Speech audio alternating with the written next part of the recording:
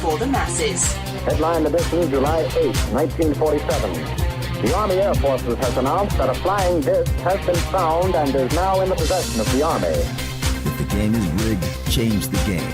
Game changer.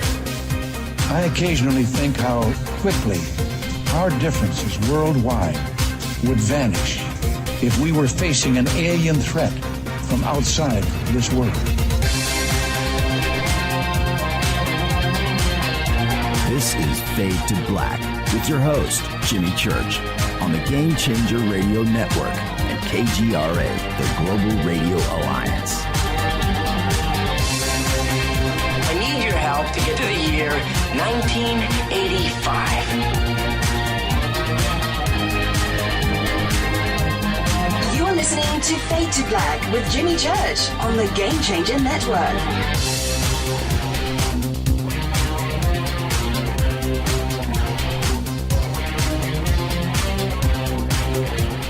Good evening. How you doing? How you doing? Fade to Black. Bespoke radio for the masses. Yeah. How you doing? Today is Monday, July 29th, 2019. 209 days into the new year. Just 156 days left. We are live from a bunker somewhere in the middle of beautiful downtown Burbank, California. And I would like to welcome everybody listening all around the world, all across the United States. Hither and thither, to and fro, back and forth, up and down, east and west, north and south. Far and near. This is Fade to Black for KJCR, the Game Changer Network, and KGRA, The Planet. I am your host, Jimmy Church. What is cracking, everybody? Kicking off a brand new week here on Fade to Black. And tonight, Don Schmitt. Don Schmitt. Tonight, we're going to be talking about his new book, just released in paperback, by the way, UFO Secrets, Inside Wright-Patterson, Eyewitness Accounts from the real Area 51.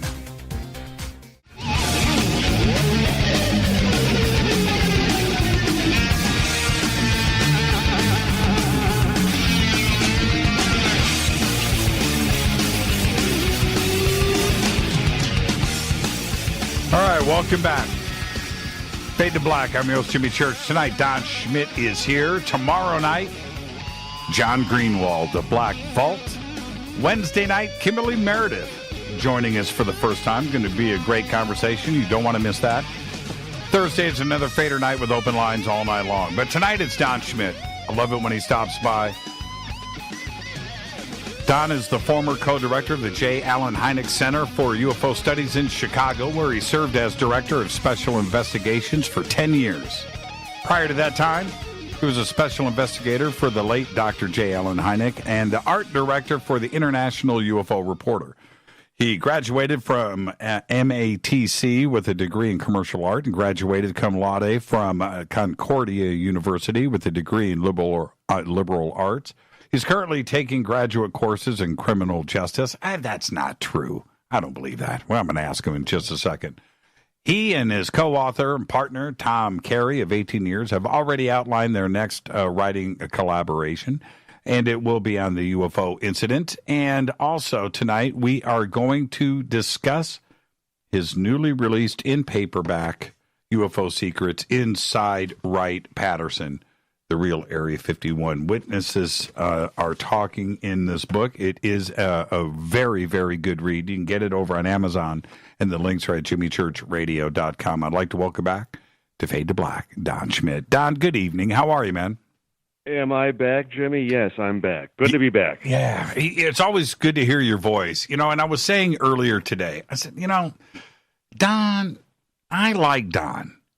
And the reason, you know why, Don, I like you so much?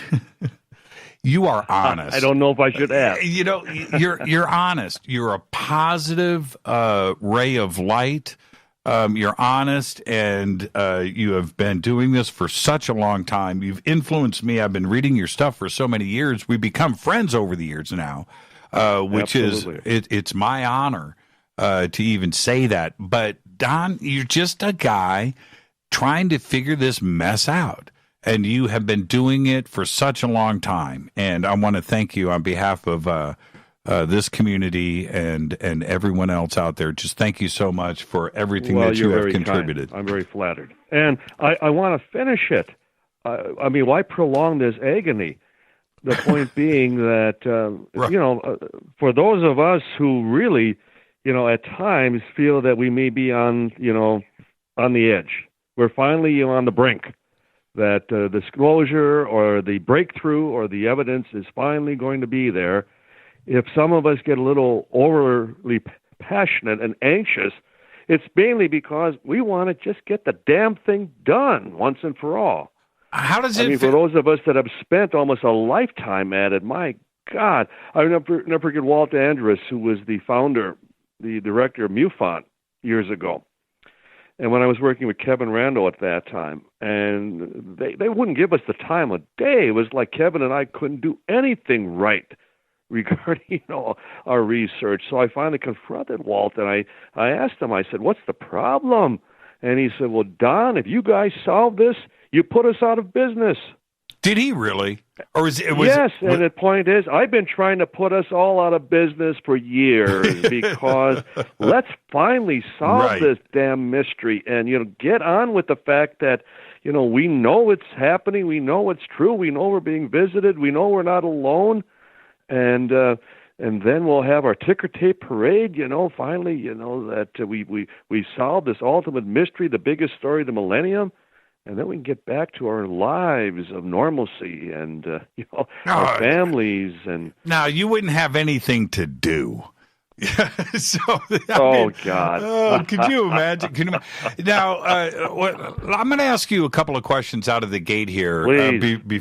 Before we get to the book that I've never asked you before. Okay? All right? Go ahead, please. Have you ever seen a UFO, Don? No. I have seen just as much as most anyone, a peculiar light, something that for a moment may have looked a little out of the ordinary, but no, that I would have even told anybody else about it, no. So sadly, no. You haven't been abducted that you know of? I've had people suggest that I have been, yeah. And I've had just as many people suggest that I should, and it would be one way, but no. Okay, no flashbacks, no memories of anything of that sort. Okay, one last question. If you live in the Midwest, and yes. So you're up, you're cooking, you're in the backyard, nice summer night. And it happens. The craft lands in the backyard. Dude steps off and says, "Where's Don?" And you're there with your apron and your spatula, flipping burgers. And you're like, "I'm Don." I said, "Okay, come on." Do you go? No. Why not? No. Why? Because, the fear of the unknown is such that there are no guarantees. There are no guarantees that this elusive phantom that we've been chasing all these years, and all of a sudden it becomes a Twilight Zone to serve mankind type of situation.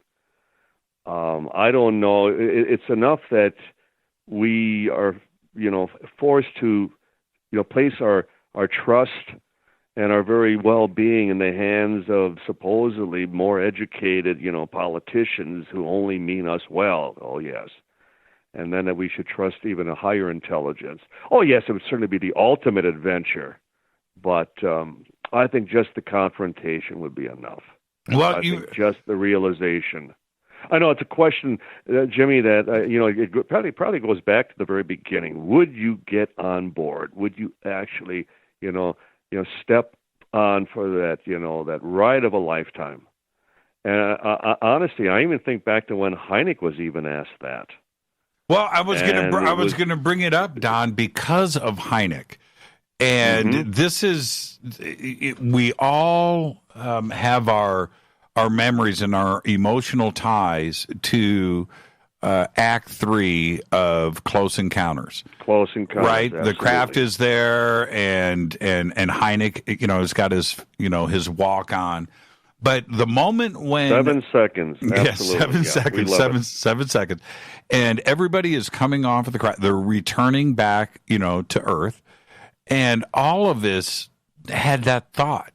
Right? That must have been pretty cool. What did they see? What did they encounter? What are they going to talk about now? Of course, that never, materialized for Close Encounters Part 2, which they should have done. But didn't you have that same kind of emotional thought when the abductees were returning at that moment? You could possibly be one of them, right? I mean, wouldn't you do it? I was more concerned for the fact that Spielberg, Amblin, they liberally used, the files at QFOS at that time. And there were specific scenes throughout the movie that were based on actual reports. So in many ways, we were looking out for Dr. Hynek in that he was portrayed in such a way that was with dignity, respect. And there were political things, there were legal things that were going on at the time with his publisher, and there was withheld royalties. And in all frankness, Spielberg did not treat Dr. Hynek as well as he should have financially. And I think because we were more caught up in that at the time, it probably spoiled, that element, that impression that I should have had. And then, if I take it even a little bit further, it was right after Dr. Hynek, they had filmed the Devil's Tower, that very scene. Mm-hmm. And we had a party, we had a dinner party at the Hynek residence in Evanston, Illinois. And I'll never forget being with Alan in the kitchen, and I said to him, well, I suppose the Close Encounters is now your favorite UFO movie. To which he responded, no, Don, I still agree with you. It's still the day the earth stood still. Yeah. You know what? To this day, I watch the day that the earth stood still, and I think to myself, that's exactly how it would go down. That, the Army shoot first, yes, crazy, yes, stupid, yes, trigger happy, that mentality. There was, the E.T. on the run, feared for his life. And, there's things about it that I thought were very, very accurate. And I love that movie. Yes, absolutely. And especially at the advent of the Cold War, that was our response to most anything we didn't comprehend, we didn't understand, or that we feared. Right. That we immediately called in the Marines, so to speak. And I think that's the reason, and I think that now, if it were a Michael Rennie who would invite me on board, see, for the longest time, for having seen that movie as a young boy, right, when it premiered on Saturday night at the movies on NBC, and for years I had nightmares of Gort, waking up in the middle of the night and seeing him stepping into the doorway of my bedroom. And so there again, as benevolent as Klaatu, the Michael Rennie character, was, he still threatened us with total annihilation. Yes, he did. Hey, that, in other words, and I guess that's the point, that you wouldn't trust someone that could squash you like a bug, and just for the thrill of just that momentary, feeling of just the exhilaration, being within. I guess I would ask, can I take a little tour? But keep this thing on the ground. Yeah, take that might tour. Be as far as I'd go. Well, and there was we're not lifting off. There was something else about, I can't believe we're talking about this, but I know, but it's fun. It's so much fun. In the day that the Earth stood still, version 1, there was another aspect to this that didn't happen in Earth and the Flying Saucers or any other, vampires from Mars, whatever movie, right? But right. Technically, the special effects, the spaceship, the seamless Gort, everything was real. It looked real. It was just fantastic. It was eye candy. And you didn't get that from anything else, right? It was just, low budget stuff, fun to watch, entertainment. But the day that the Earth stood still, technically, the construction of everything was seamless perfection. And that was the other thing that freaked me out about the movie. It took me there. It was very realistic. Much of that was a result of the director, Robert Wise, who was very much into the subject even at that time. Mm-hmm, mm-hmm. And then to finally have met him, and then for his attending the premiere of our Roswell movie at the Directors Guild. And his approaching us and then taking me by the hand and just, I am so proud of you boys. He just went on and on and on. And coming from someone, of that reputation. Right. And it just came full circle from being, just scared to death of his movie to the point that he was then complimenting me that many years later. And that he was proud of what we had accomplished. Oh, my. I could have never predicted that in a million years. When did, so it was the Directors Guild on Sunset Boulevard? Yes. That's a big deal, man. That's a big deal. That's a big deal. Absolutely, because we had filmed the movie in 35 millimeter with the thought that, my God, we got a playwright, Arthur Coppett, who did the screenplay, and we got a major cast of characters, top to bottom. We have a major director in Jeremy Kagan, mm-hmm. and as far as Elliot Goldenthal did the score, and Stephen Posner, who did E.T., did as far as the cinematography. So they thought, my God, we could go a feature with this. So they decided, let's shoot it in 35. And it had a limited run in a few theaters, L.A., New York, I think at least one in D.C. And then they pulled the plug on it, to our, chagrin. But the movie still stands. I mean, we just celebrated the 25th anniversary. And also, not forgetting that we were nominated Best Made-for-TV Movie, Golden Globe Awards in 1994. Well, here we are in 2019, where things now are moving along at a pretty fast clip, my friend. I'd like to believe that. Yes. It's almost too much. Is it a situation now where we need to be careful what we wish for? What's your take on that with the way that UFOs and ET and alien contact are in the mainstream media and on the news nearly every day of the week now? Well, and God knows that I have jumped the shark a number of times myself, just in that over-enthusiasm, and obviously it's made me all the more cautious and apprehensive. It has through the years. Sure. It's just a natural reaction to believing and wanting something to finally be the final solution, to the point that you rely on the experts to lead the way, and then it falls short. But you're the one left as far as with the egg on the face, and that's where we may... It's different with this, and I say it for this reason, and I pointed this out a number of times. If this was the Air Force, because the Air Force has been leading the deception and the cover-up for now 72 years. That's right.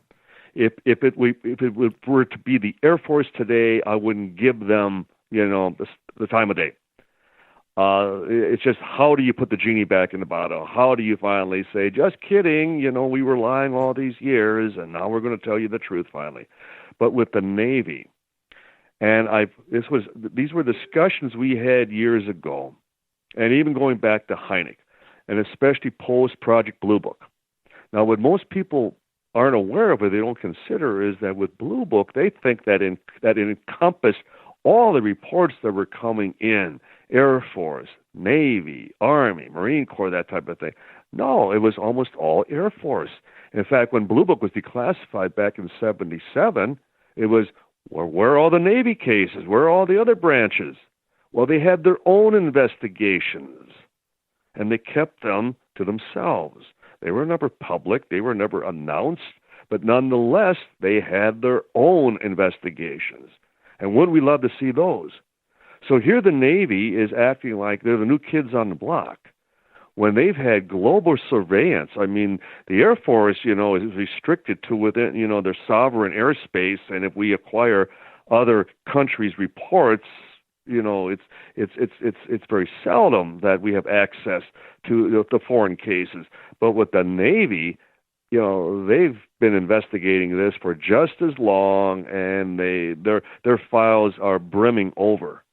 And so that's where I have some hope that with the Navy, and I keep pointing out as well, they're in competition with the other branches. Don't let anybody kid you that they're all working together. No, they do not work together.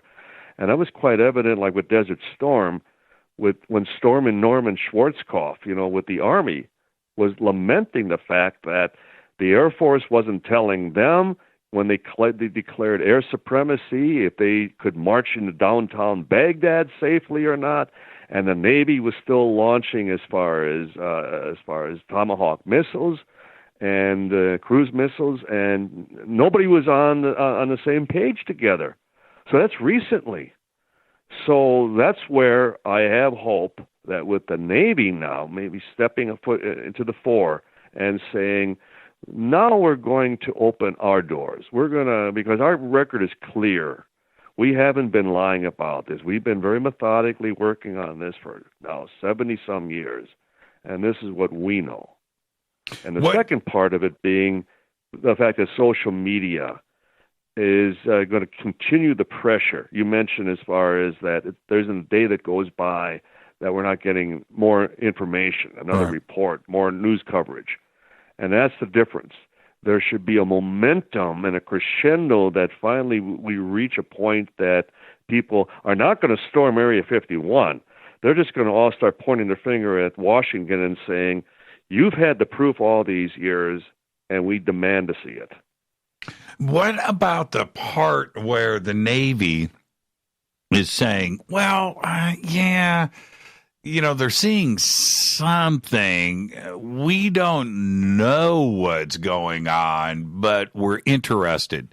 Well, that part, that's a little misleading, isn't it? The Navy knows exactly what's going on. Why would they? Well, sure they do. Yeah. I mean, they know if these are drones and our technology or foreign technology, Russian, Chinese, whatever.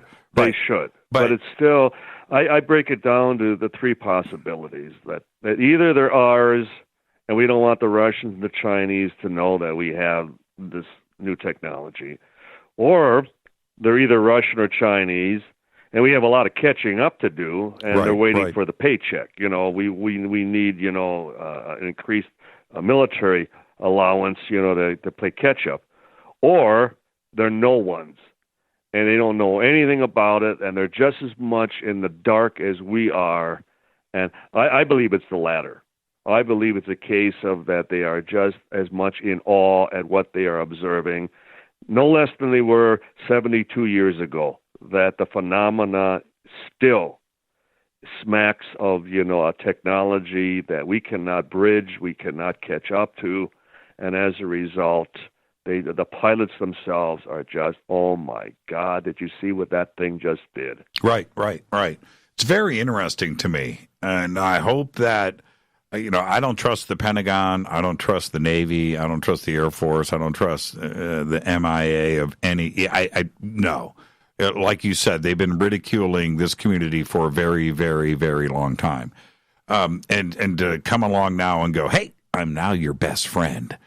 It's going to take. Now you can trust us. Now you can believe us. Well, I think that's one of the wonderful things that Roswell has especially taught me, in that if the government could resort to such extreme measures back at that time. In other words, that secrecy was more important than anyone's civil rights. That if they could do that for a weather balloon device, then what could they do for something really extraordinary? In their opinion, right, yes. In their opinion, yes, right. Yes. And when we come back, I want you to think about this. Again, this is a question I've never asked you before. But you, in working with Hynek, this is a yes or no question, did you memorize Project Blue Book? Did you go over all of the cases that were there? No, for one simple reason. Because Hynek already forewarned us that it was a scam, that all the hardcore cases, as he would put it, went upstairs, that there was really nothing significant in the Blue Book files. Most of the cases were the cases, as he would say, they would jump cartwheels in going to the press, the public, whenever they could explain away a case.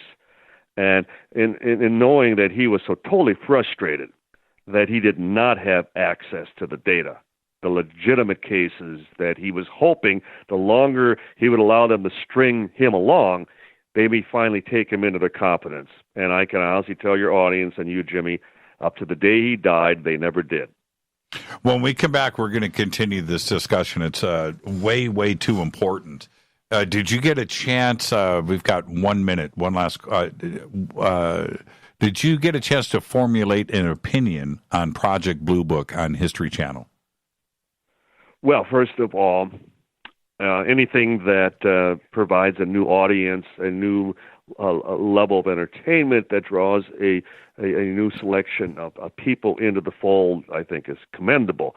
But as far as the accuracy, no, because Hynek spent very little of any time in the field. The only case that he actually investigated in the field was Socorro in April of '64. Right, and there's otherwise evidence of that. They kept him away, knowing that he was going to question their every move. That one scene in I'm going to roll to a commercial here, but there's that one scene where he's walking through von Braun's laboratory, right? And the ETs are in the tanks of liquid. And I'm like, now, wait a minute here. Right now, never happened. Right, well, of course, and I just thought to myself, if they are revealing, stuff from his diary or something that's never been, discussed before, and that actually happened, holy crap. But I know that it didn't. But this is the thing. It never did. No, of course not. But this is the thing. The people out there that are seeing this for the first time are assuming, because of the way that they start the show and the way they, this is from the actual files of Project Blue Book, right? That this is a nonfiction treatment. Right, that this actually happened. That's correct, and that is correct. And when they say that these are from the files of Project Blue Book, they're portraying cases that Blue Book never investigated. That is the other deception on their part, strictly for entertainment purposes. And we know that's what the show is all about.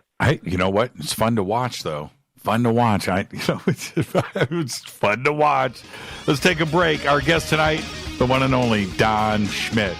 I'm holding up his new book to the camera. It's just released in paperback, UFO Secrets Inside Wright-Patterson. We'll get to all of that right after this short break. Stay with me.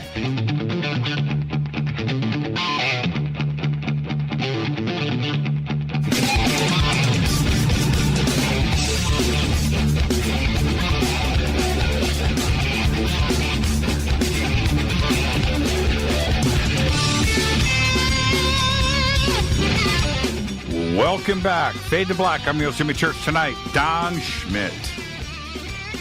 Tom Carey and Don wrote UFO Secrets Inside Wright-Pat. It's right there, holding it up. You can go to Amazon, get it now. Just released in paperback. I've read this thing cover to cover now 3 times, Don. It's a great read. I learned so much stuff from this book, and this is my next question. I set you up for the fall with this next question. And it's this, honestly, Don. Roswell comes along. You've been working with Hynek. You've been doing this. You've been investigating. You've been looking. You are just, you're up to it, to your neck. Roswell comes along. Did you go, well, wait a minute here. Hold on. Did you go back and look through your research material going back, 50, 60 years to find any mention of Roswell anywhere? You know what I mean? It's not in Blue Book.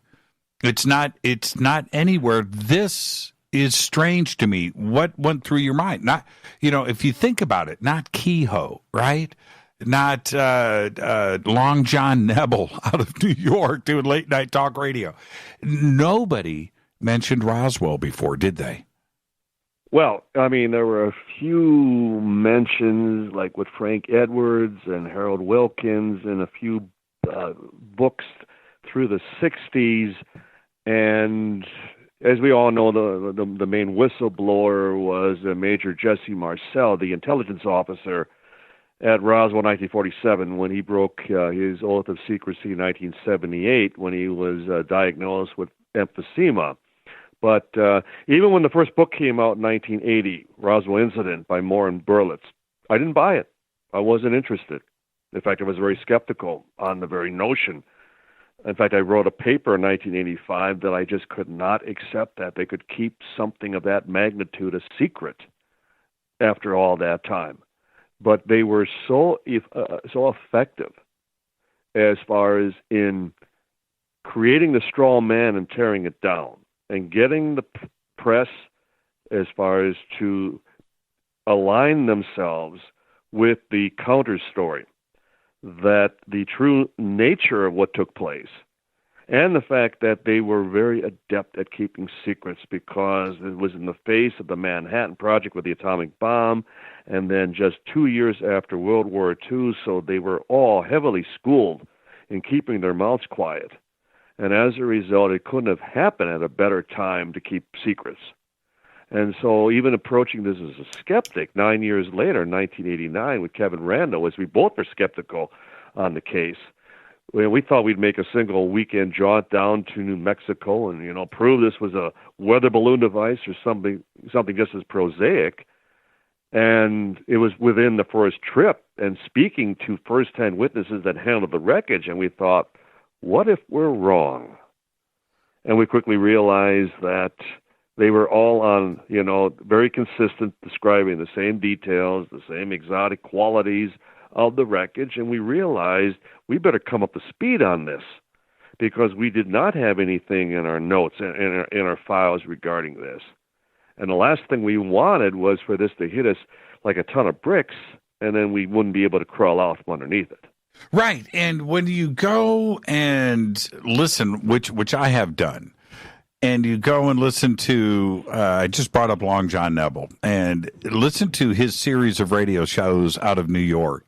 And one of them specifically has Kenneth Arnold on, Donald Kehoe, and four or five other researchers. And they're all, his show was called The Party Line. So he would have like 5 guests, and they would sit around and talk about things. And this is 1958.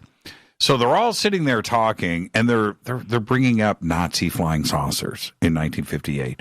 They're bringing up Menzel, right? They're bringing up, of course, Howard Menger, or Howard Menger, the contact, George Adamski, and right. No, the P-51 Mustang over Ohio. Thomas Mantell. Mantell. What did I say? Menzel? Right. Mantell. And and Kenneth Arnold, of course, is talking about Mount Rainier.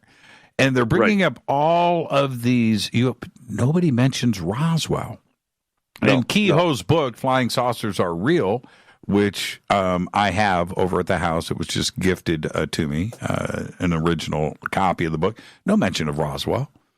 And it's amazing to me, not only the cover-up, but that the rest of America managed to forget about it too as well. It was covered majorly in July of 1947, but was effectively erased from pop culture, too, that nobody else would bring it up. Yes, it was. And we need to also keep in mind that up till Roswell, there was a spiraling upward list of reports that were coming in, banner headlines. Your listeners could go to any public library and pull out all the microfilm, all the microfiche of the newspapers, the press accounts, that last week of June, first week of July of 1947, and you would swear we were being invaded. And for a lot of the people at the Pentagon at that time, it was like, oh my God, we have a real war of the worlds. Just 9 years after that radio broadcast, we have one actually on our hands because we don't know what we're dealing with. And then the attempts to try to bring one down, and then the attempts to at least try to capture something on camera. And then Roswell happens. And they put out that press release on Tuesday, July 8th, that they actually captured a flying saucer.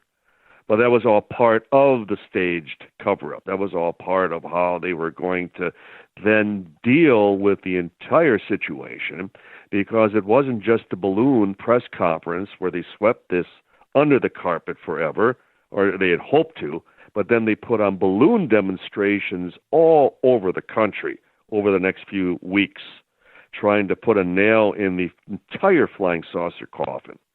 And the sighting reports dropped off drastically. You would have sworn that they packed up and went home, whoever they were. But the sightings continued. It's just that the people, because of now the escalating ridicule factor, the fact that the government was demonstrating that we're not going to treat this subject seriously. We're not going to listen to you any longer because, as far as we're concerned, they're just balloons. It's all explainable. They're all hoaxes. Nothing to see here.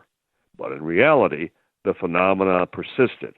And then, especially leading up to the overflights of D.C. in July of 1952, then it was a case of where the CIA steps in and goes, well, the Air Force is incompetent. They can't even control the situation any longer, so we're going to.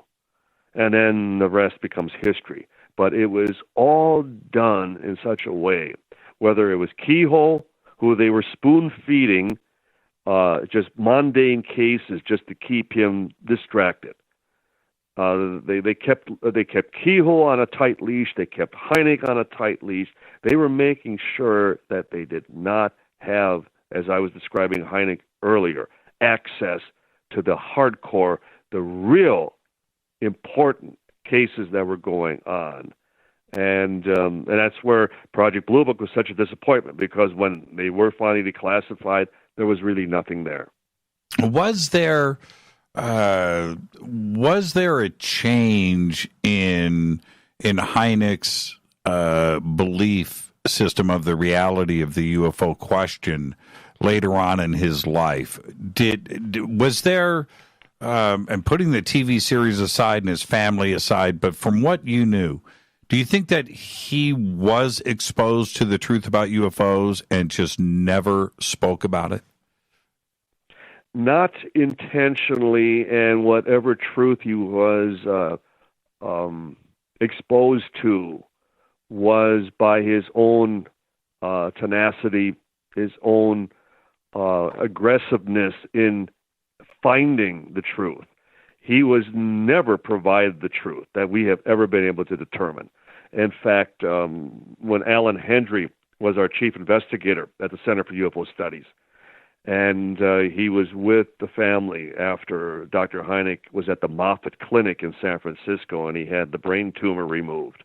And even in the old recovery room right after that operation, that Hynek was tossing and turning, and all he kept saying over and over again, "Why can't they tell me? Why can't they tell me now?"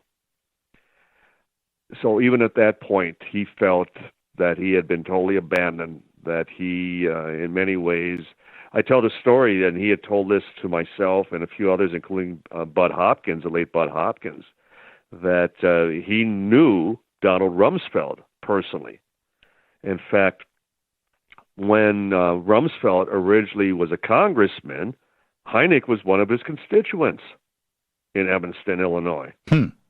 In fact, when they had the initial hearings before Congress in 1966, the very person who glowingly introduced Hynek on the floor of, as far as the House of Representatives, was none other than Congressman Donald Rumsfeld.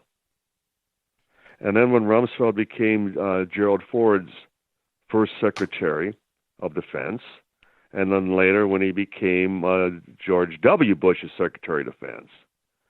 So, but it was during the Ford administration that Hynek was in Washington, and he thought, I'm going to pay a little visit to my former congressman, and I'm going to lay it on the table. And Hynek would tell us the story that he was sitting in Rumsfeld's office, then Secretary of Defense for the first time, as far as under Gerald Ford, President Gerald Ford. And he said to him, I believe I've given enough of my life that I deserve an answer. I've devoted and committed myself to providing as far as a scientific attitude towards the resolution of the UFO phenomenon. I've given you all these years, and you have given me nothing in return. I believe I deserve something. And Hynek would describe that Rumsfeld got up from behind his desk, walked over to him, looked down at him, and put his finger right in his face and said, "You have no right to know." I have here, I'm not going to hold them up to the camera or go through it. I have a bunch of Hynek's original investigations, from CUFOS. And looking through them and the way that the interviews were conducted and looking at the signatures at the bottom of, the investigators as well as the witnesses, these are incredible cases. And most of them, I've covered them on the show, but they're not out there in the mainstream. They have been covered in books or documentaries. And there are some very important cases that were happening there. Why didn't Hynek choose to go more public with this? It seems like he would be able to pound his fist on the table and go, look at this case, and look at this case, and look at this case, and be more vocal about it. It seemed like he went in the other direction. Was he frustrated? Oh, totally frustrated, and more bitter, as far as especially in the latter part of his life. He would often make the comment, "What will Carl say? What will Carl say?" Right. When we were working on a case, and then he was referencing Carl Sagan, and much of that stemmed from that infamous debate between the two of them, and poor Alan Hynek, who came across like Don Knotts with his shaking hands and with his notes and his speech. And then Sagan, the consummate performer, stepping out in front of the podium and taking the microphone and just doing shtick for an hour, that type of thing. Hynek never got over that.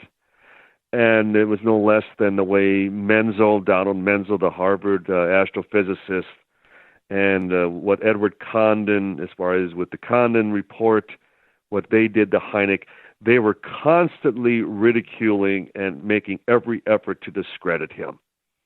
And Hynek, not only was he a slight, demure man, but he also was a soft-spoken, very humble scientist. And I never heard him once become angry or agitated to the point that he even raised his voice, because I don't know if he was capable of really, demonstrating as far as that level of frustration.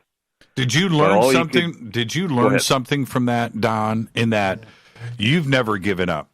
You've gone through your ups and downs in this community over the years, and did you learn something from the way that Dr. Hynek dealt with this and his personality? Are you different because of it? I look back on a number of things. First of all, on one occasion, CUFOS had an investigator's test that they were circulating throughout the field. And it was after a board meeting, and I was at the Hynek residence, and John P. Timmerman was our vice president at that time. It was a major benefactor for the center, and so he was very closely allied with Dr. Hynek at that time. And I'll never forget Timmerman commenting to Dr. Hynek, I didn't notice Don's results in the test. Aren't you going to give Don the test? And Hynek kind of smirked, and then he went, give him that he could test me. And coming from J. Allen Hynek, I could test him. And then later, before the Smithsonian debate, which included Hynek and our, again, chief investigator Alan Hendry and Dr. Bruce Maccabee versus Philip J. Klass and James Oberg and Robert Schaefer at the Smithsonian. I was one of Hynek's coaches. I would have loved to have been on that one. I would have slapped some people around. But I was one of his coaches. So in other words, as we were rehearsing and practicing, I was one of the coaches. And then I stepped forward after Alan passed away. 3 years later, we're having the very first archaeological dig at the crash site, at the debris field. And Mimi Hynek, Alan's widow, was there with us. She had an archaeological background. They were, she was living in Scottsdale, as the Hyneks did in the last 2 years of his life. And so we thought it was just how opportune, how wonderful that she could drive over from Arizona and be with us. And if she said it once, she said it a dozen times. When she looked at us and she went, "Ellen would be so proud of you boys." And that's all I have to think of. That Dr. J. Allen Hynek started something, and I damn well I'm going to do all I can to finish it. Because I'd like to believe he is still up there looking down and going, "I'm proud of you boys." Hopefully he didn't watch the new series, though. Well, oh man. Well, it's credit long overdue, but again, with so much creative license that Hollywood has a reputation of exercising, but he always would tell us, as long as I'm there at the finish line, it doesn't matter who's there first or how we get there. I just want to be there. I didn't know. It was so would be part of it. Yeah. I'm watching every episode, which I did. I watched a couple of them twice. I said out loud to Rita a few times, "Oh man, he's turning in his grave right now." Because I didn't know that he was involved in shootouts and plane crashes and alien bodies. I know recreations of plane crashes and just but he did love field investigation. That was one of the things. He was so stifled with the Air Force, with Project Blue Book, who always again kept him away from field work. And once he started the center, and that's when he could go to Papua New Guinea, and he could go up to Hessdalen, and he could trudge through knee-deep snow and the Hudson Valley boomerang sightings in the early 80s, and Jenny Zeidman, who was his private secretary, and we were always joking that Alan's in his element right now because he's out there playing cowboys and Indians. And to us, it was much more than that, but it was like he was doing exactly what the Air Force essentially handcuffed him from doing, and that was actual field investigation. Because if Alan could have done what the series is portraying, dramatizing, he would have. Now, your book, which we're talking about Hynek and Project Blue Book, your book, UFO Secrets Inside Wright-Patterson, Hynek's offices, Blue Book's offices were at Wright-Pat, right? Absolutely. Project Sign, Project Grudge, and Project Blue Book, all headquartered at Wright-Pat. And did he understand the history? Because we're going to start talking about Wright-Pat right now, but did he understand the history of Wright-Pat and its ties to aliens and ET at that time? No, he did not. And in fact, that was the ongoing, joke, that as long as no one even realized that there were levels, that there were secret hangars. Again, Hynek and even Jenny Zeidman would describe how they had a specific route, a drive onto the base, and they went directly to Blue Book headquarters, which was just a single room in one of the office buildings, and he never was allowed to see or tour any other buildings, hangars, facilities on the base. In fact, she talked about that if they drove off course. In fact, she feared for her life on one occasion where she described that she found herself in a restricted area and she thought she was going to get shot. I had a friend, it doesn't matter who it was, on the show, this was a couple of years ago, and we were just having a conversation like you and I are having now, and that this person worked on the base and said that everybody on base at Wright-Pat, civilian employee, government employee, Air Force, it doesn't matter. Everybody talks about UFOs. Everybody talks about the alien bodies at Wright-Pat. It's like, it's an open conversation. They have T-shirts, right? You can go, can't you go to the Wright-Pat gift shop and buy a hanger? At the very Air Museum, absolutely. You can take a tour, and the guide will even jokingly point to a different hangar, depending on what day of the week, and say, and that's where we keep the pickled aliens on ice. Right. So that's how you do it, right? You joke about it. That's how you do it. You keep discrediting it. You keep mocking it. You keep making fun of it.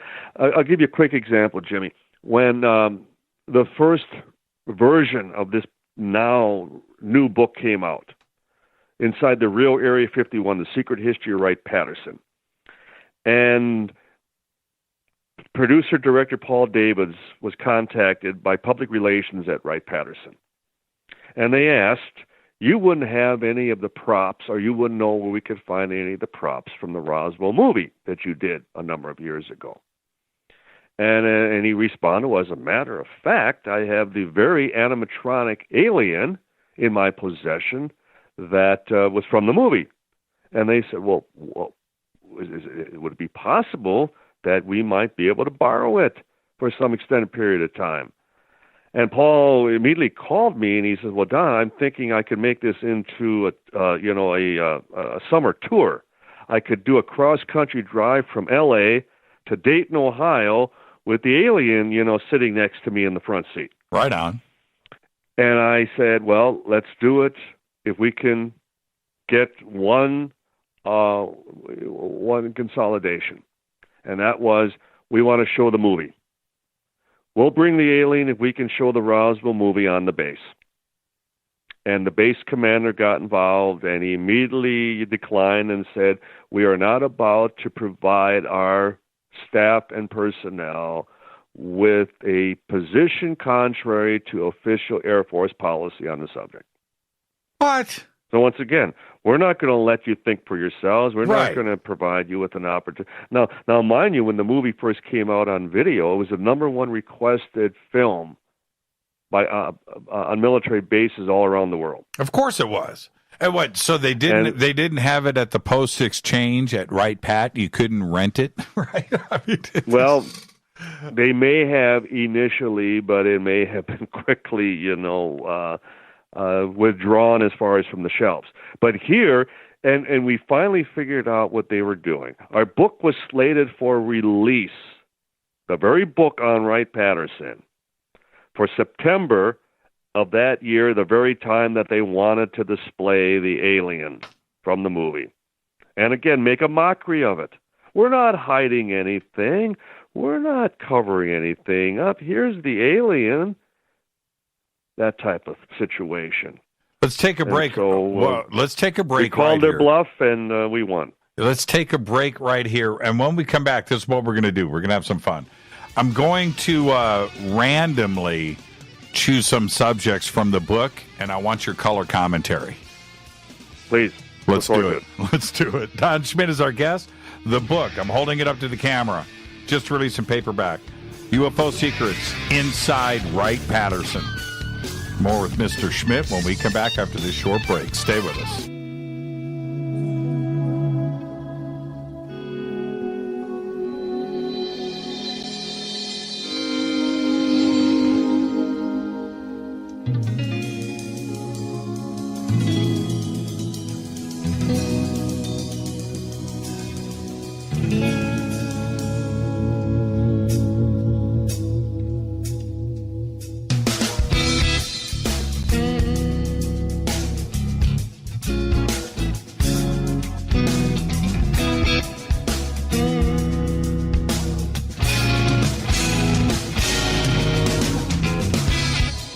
Welcome back. Fade to Black. I'm your host, Jimmy Church. Follow me on Twitter at JChurchRadio. That's what you want to do. Hashtag F2B is the sandbox. Hashtag F2BQ is Fade to Black questions. Yeah, you guys have posted a lot of great stuff here for Don tonight. I'll see if I can squeeze it in. Hey, Don, are you going to Area 51 on September 20th? Did I see your name signed up? Yes.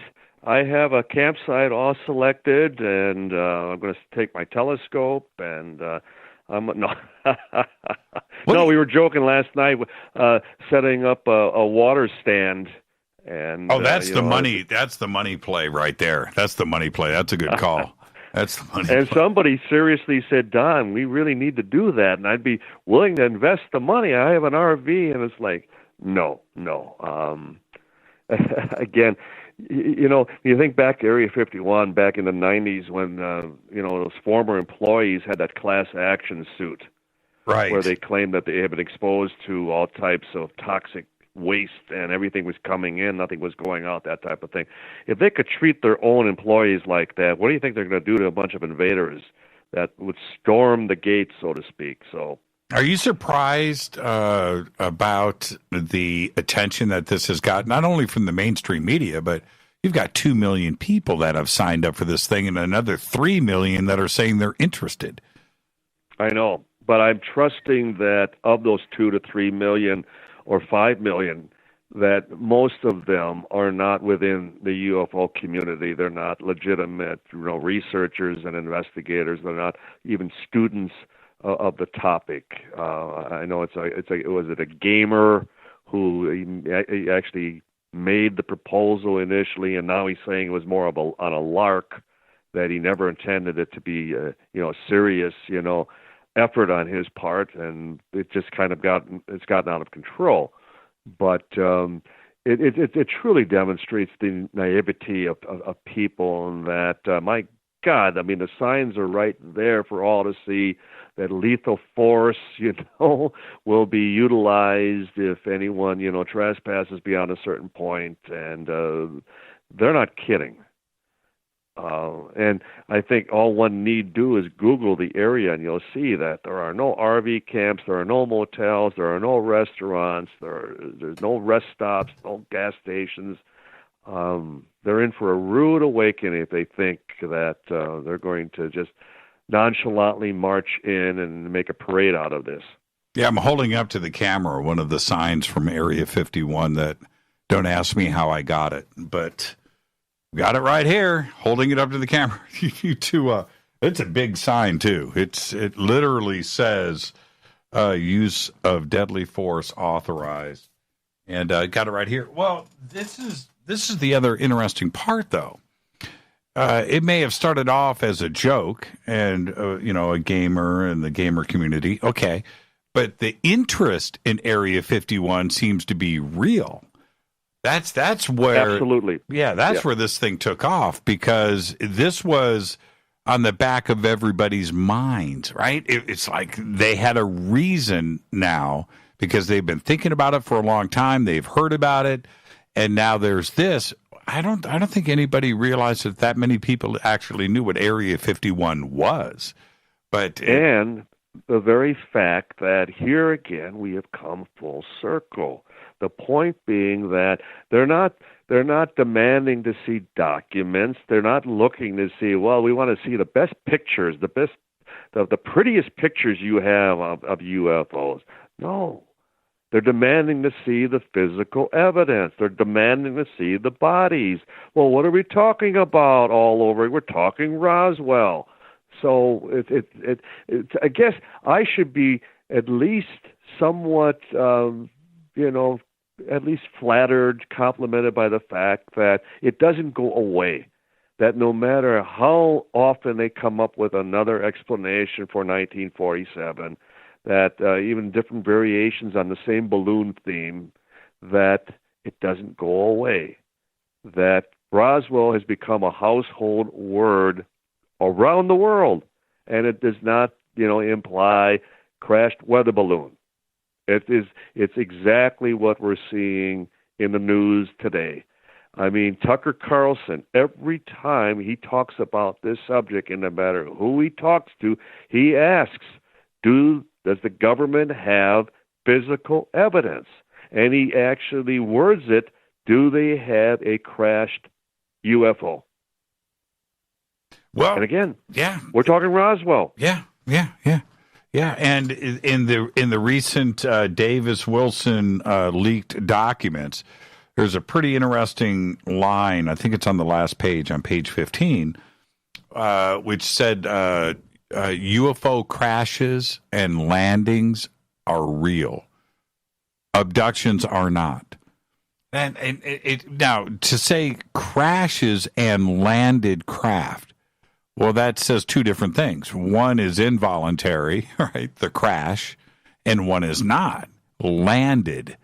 And that's a pretty telling situation that there is. It is, but it could be also a play on words, because even at the time of Roswell, many of the press accounts describe it as landed.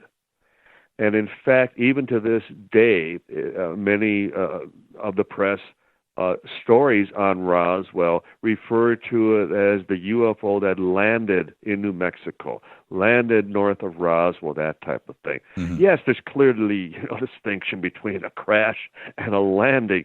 For any of us who fly, it makes all the difference in the world. But whenever I'm asked, for example, well, do you believe in abductions? Do you believe in missing time experiences? Or do you believe in other crashes, that type of thing?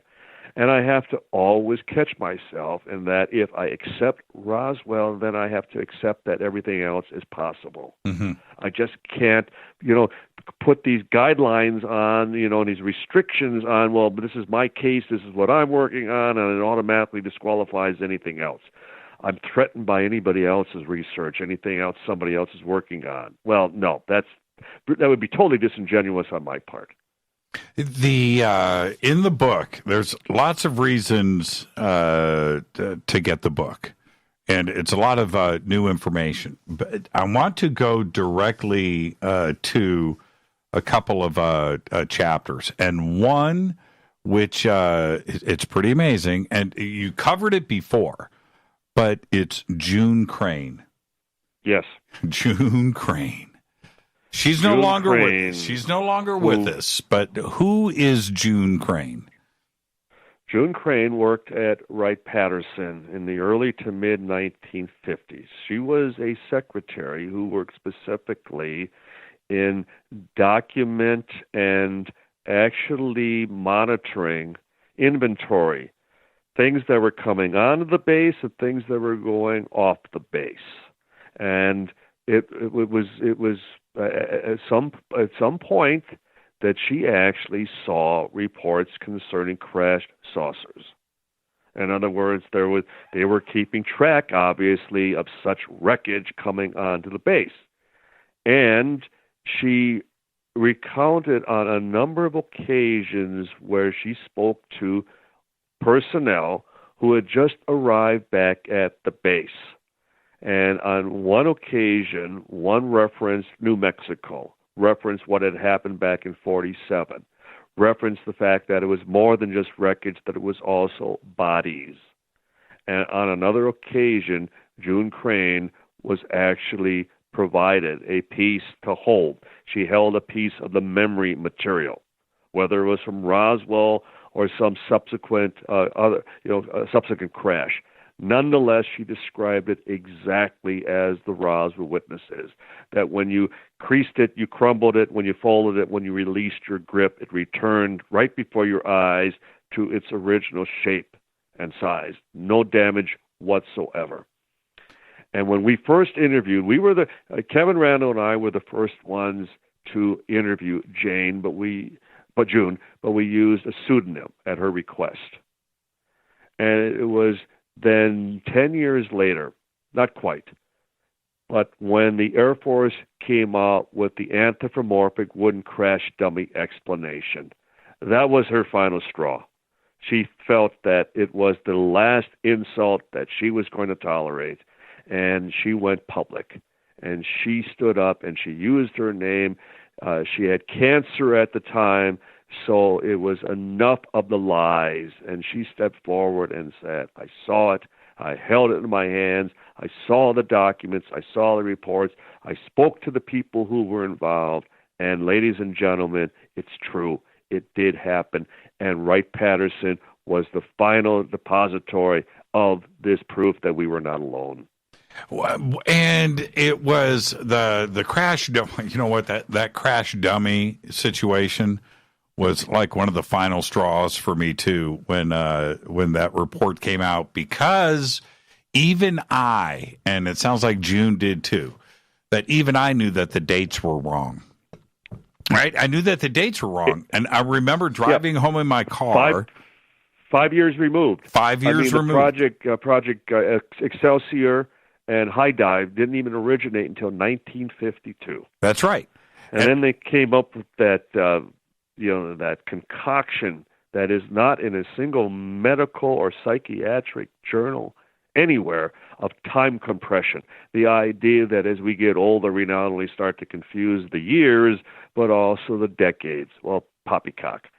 And then on top of it, we immediately sent a fax to the Pentagon at that time, which we informed them that, just for your information, all of the body witnesses that we have interviewed concerning the 1947 incident were no longer in New Mexico in 1952, so they could not have been witnesses to any wooden crash dummies, as you would suggest. So, as the Pentagon spokesperson at the very end of that press conference, when he was asked by a reporter, well, what if the people don't believe this explanation? To which he responded, well, then I guess we'll be back in another few years offering another explanation. So it was simply a case of running out the clock, stalling for time, and that's all they were doing. Did June have a security clearance? Yes, she did. She did.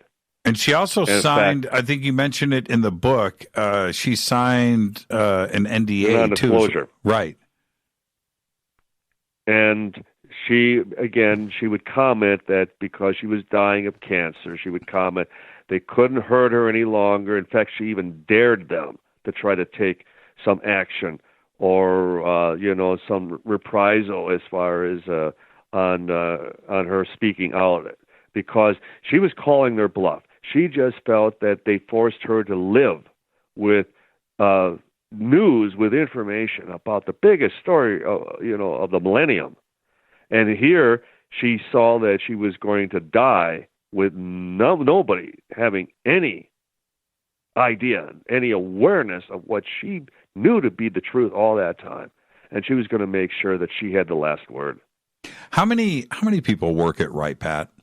I mean, you have the Air Force, but you also have all of the government civilian employees, too, as well, in the support system that's at Wright-Pat. And it's a big base. Oh, yes. It's like a small city. In fact, it is a city unto itself. In fact, they have their own nuclear reactor on the base. But during World War II, it went up to almost 50,000 personnel on the base. And at times it has been 70, 75,000. So it's just it's the number one. In fact, again, the thought that Area 51 is this end all, that it's this, the ultimate, security, military facility in the world. No, Wright-Pat still holds, that honor. It is the number one military facility in the world. Yeah, it's pretty massive. Now, when you have that many, not only Air Force personnel, but civilian employees that are government employees, but that are not active Air Force personnel on the base, it's impossible to keep everybody quiet. Now, there are, you have the patriotic duty as a citizen to keep your mouth shut. That's part of working for the military, and I respect that. But then there's the other side of it where it is impossible to keep everybody quiet forever. Is she the first of many that could be coming forward? And at some point, where aliens are not necessarily a security or a military situation, but it's a humanity, story here. Where the mind is going to change on your position on this. Is she the first of many that will be coming forward? What do you think? I would certainly like to believe so. And though we name a good number of former Wright-Pat personnel, both military and civilian, and certainly one of our star witnesses who happened to be at T2, which would become Foreign Technology Division in 1961, was the late Arthur Exon, General Arthur Exon.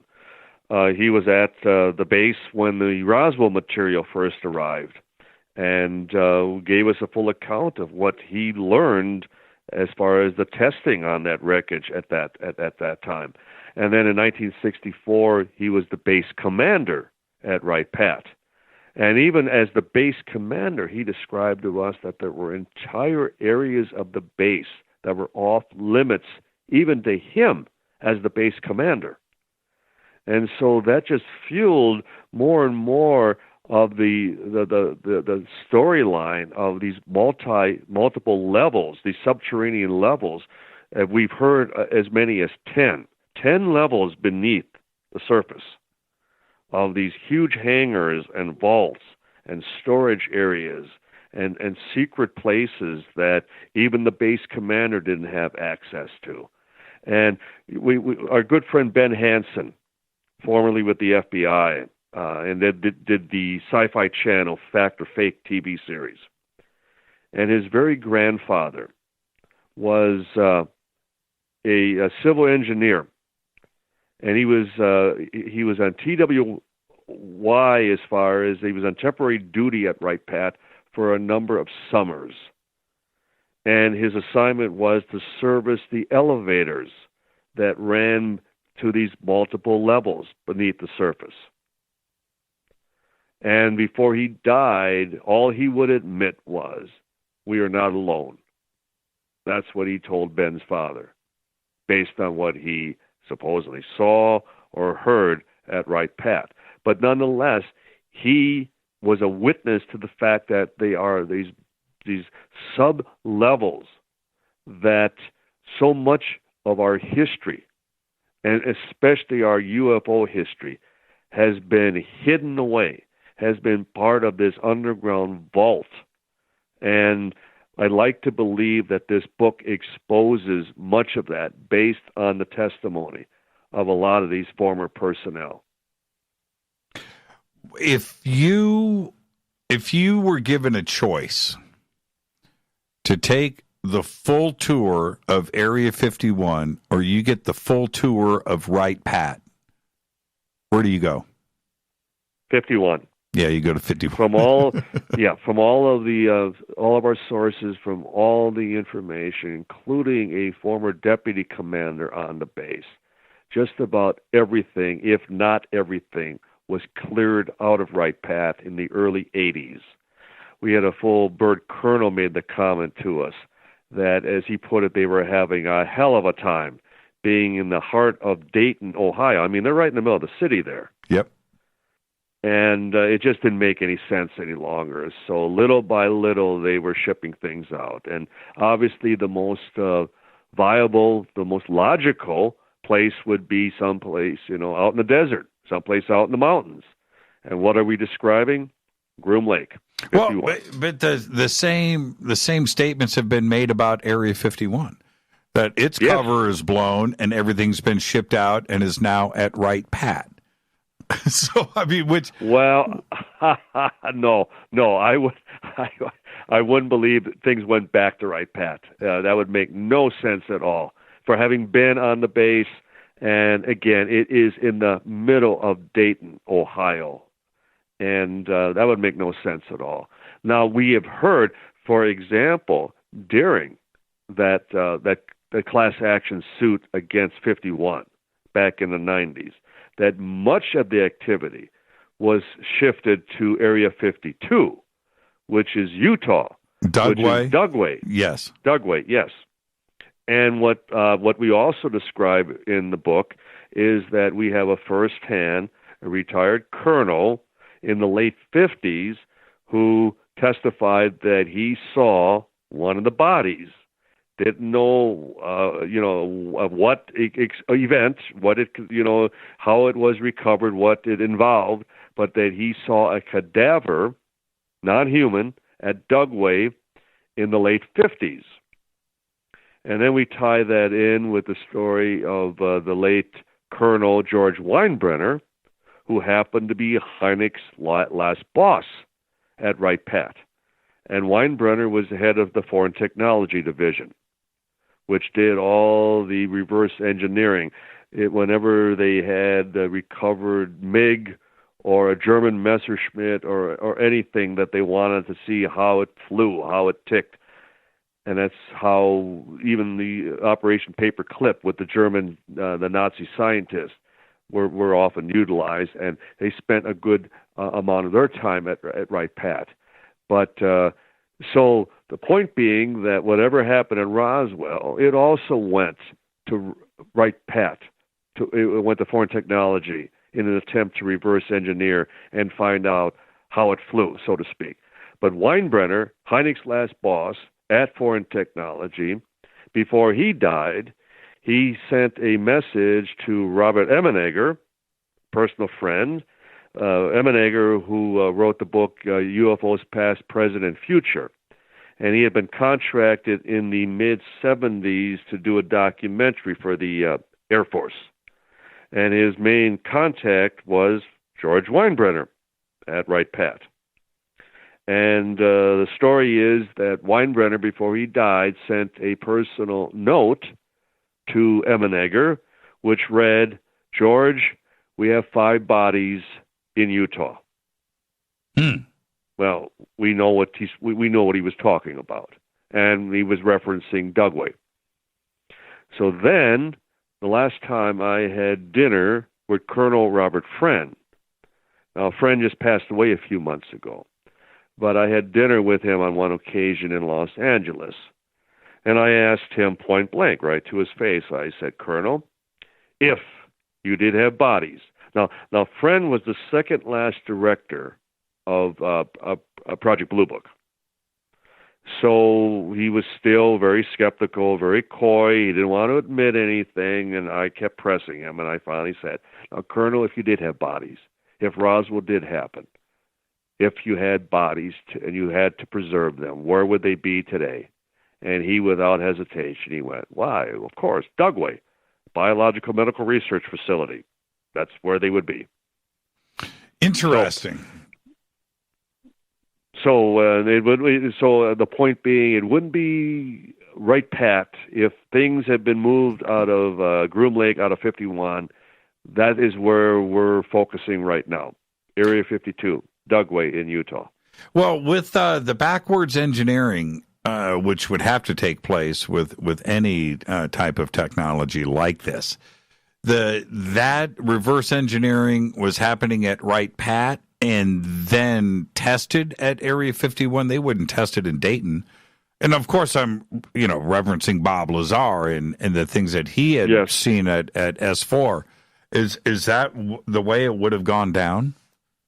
I'm still very skeptical, and in fact, I still maintain the position, Jimmy, that it's a cover-up of ignorance, that after all these years, they still can't find the on button, so to speak.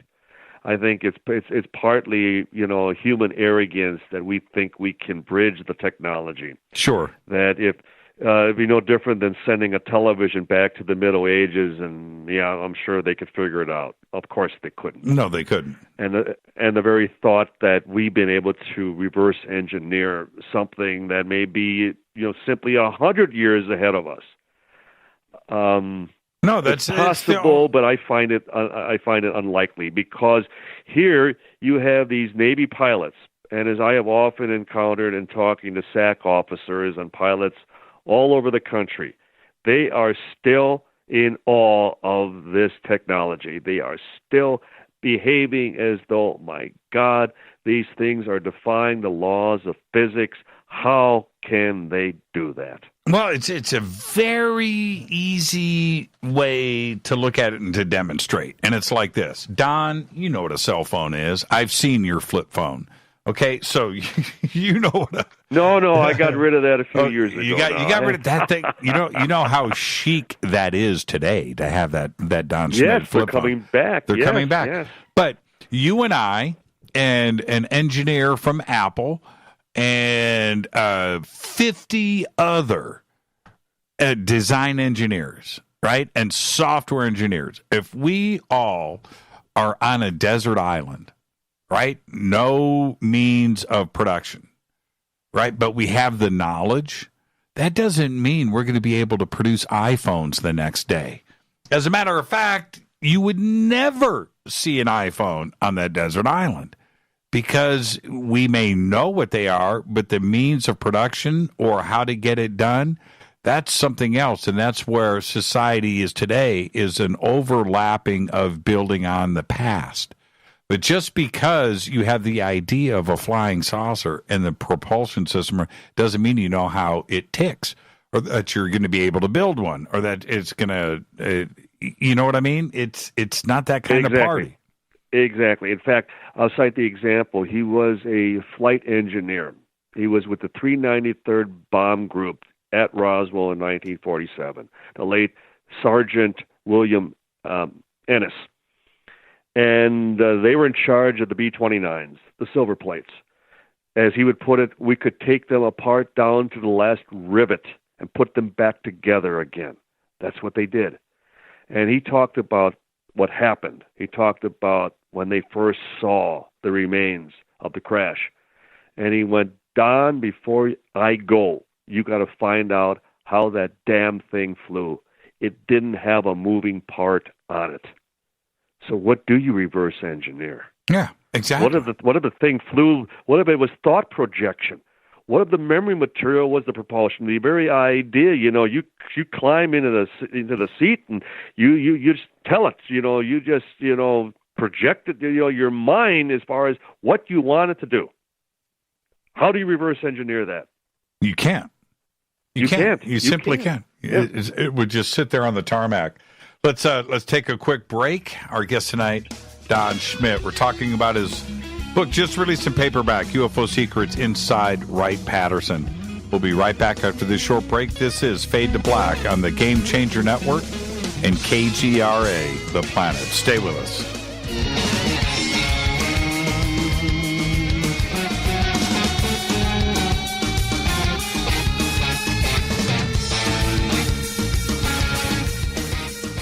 Welcome back, Fade to Black. I'm your host, Jimmy Church. Email is jimmy@jimmychurchradio.com. You can get Don's paperback, UFO Secrets Inside Wright-Pat, right now at Amazon. We've got the links over at jimmychurchradio.com.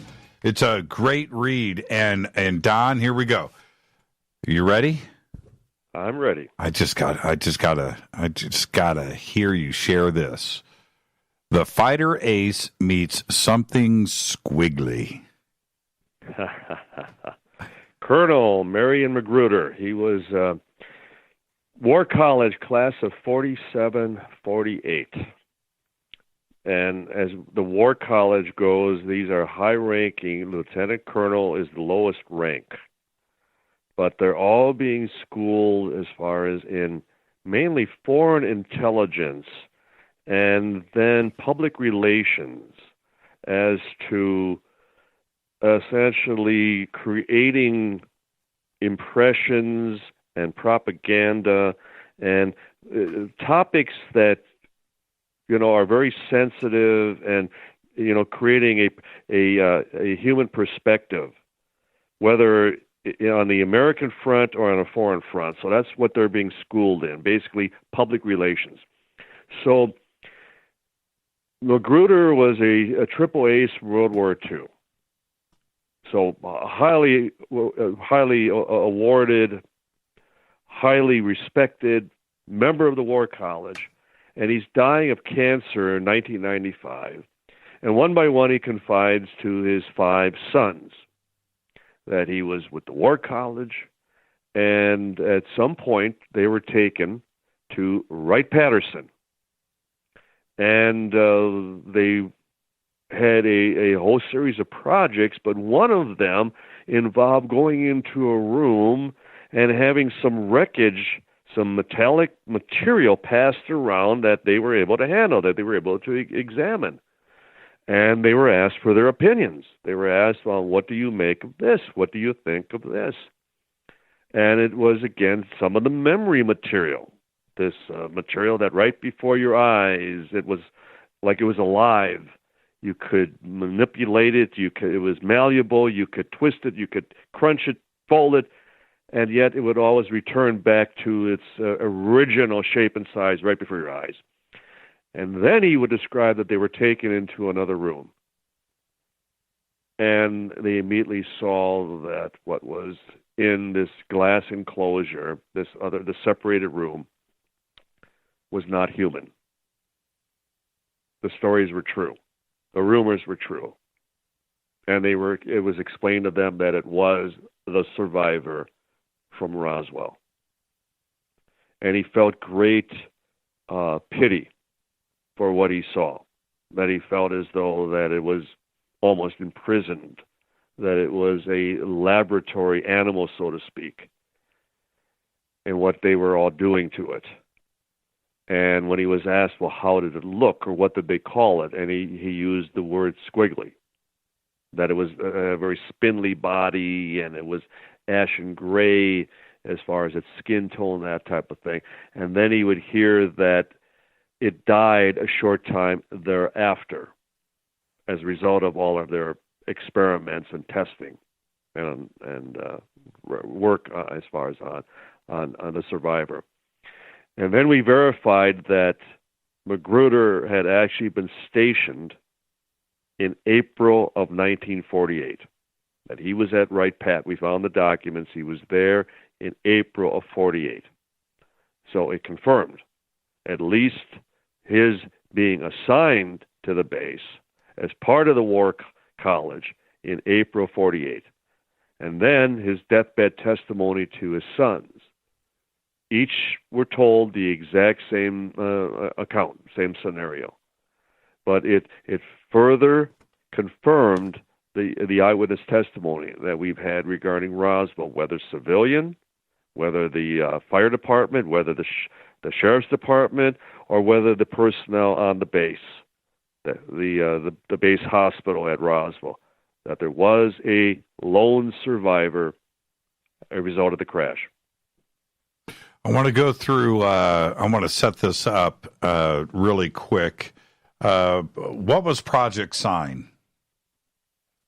Project Sign was the very first official UFO investigation, originating in 1948, right after Roswell, within months after Roswell. General Lawrence Craigie, who had sent a representative by the name of Ben Games.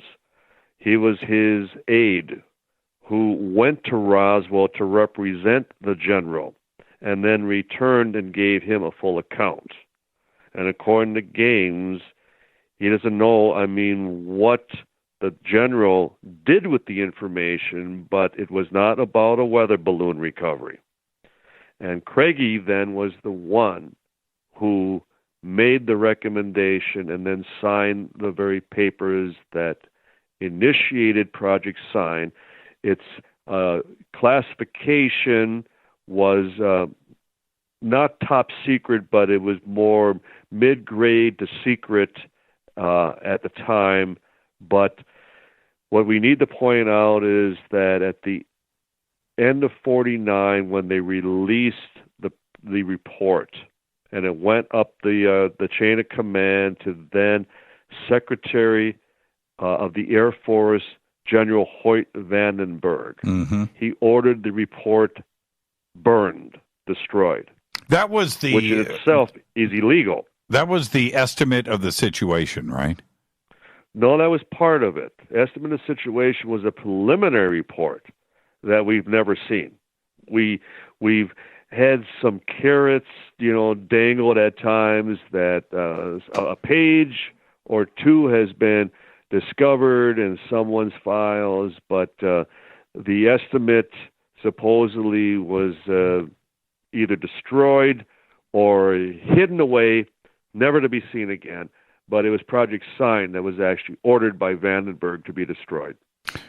He would use the argument that it did not provide enough physical evidence, but one of the things in checking in Vandenberg's background, he was very concerned about panic. In fact, he talked on a number of occasions about the War of the Worlds radio broadcast, that he was concerned that we would actually have that very reaction on the part of the public. And then we have Project Grudge. And interesting that it would even have that very name, Project That's right. Grudge, where they cleared away almost all of the pro-ET consultants, investigators with sign, replaced them all with hard-line skeptics, debunkers. And Project Grudge's then final conclusion that this was mass hysteria, mass hallucination, and it goes from just imagine, it goes from Project Sign's final summation that we were dealing with an interplanetary phenomenon, that we were dealing with something manufactured off the planet. That was Project Sign's final conclusion.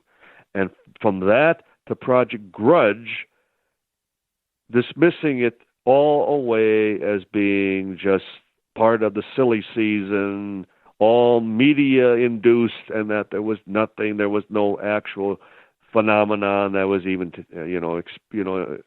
being observed by the general public. And then we have Project Stork. And Project Blue Book. No. Well, hold on. Don't get ahead. Yeah, don't get ahead of your skis, okay. Young man. Don't get ahead of your skis, because we've those that have researched the subject are somewhat familiar with Project Sign and how one went into the other, and then and I think that urban legend is that Project Sign turned into Grudge, which turned into Blue Book. Okay, we can go with that, but I have never heard of Project Stork, not until this book. What was Project Stork? Project Stork was at the tail end of Grudge, and then it went into because Captain Edward Ruppelt was just coming into play at the time. In fact, the reason, and you describe it accurately, Jimmy, the fact that Grudge morphed into Blue Book. And the point being that with the newly appointed director, Captain Edward Ruppelt, with Hynek still as the scientific consultant, that they were going to completely reverse course, and they were going to approach this scientifically. They were going to come up with some resolution within a year, and one of the first things that both Ruppelt and Hynek then advised and encouraged was a systematic study of the data. And the Air Force wasn't going to do it. So Project Stork was contracted out to Battelle Institute just down the road in Columbus, Ohio. And they did this statistical analysis, and it's where Hynek demonstrated that the more data they had, the better the cases. I mean, the media, the skeptics were always, providing this impression that, well, the more information we have, the easier it is to explain away. No, it was the exact opposite, and that's what Stork demonstrated. In fact, Stork demonstrated that almost 25% of the cases they investigated were unexplainable. And that was another reason that we haven't heard about Stork, because they were making progress. It was an actual scientific investigation of the reports that were coming in. And again, the Air Force, that was not their assignment. Blue Book, as we then would quickly see, became a public relations front. They had no intention of conducting a legitimate investigation of the UFO phenomenon.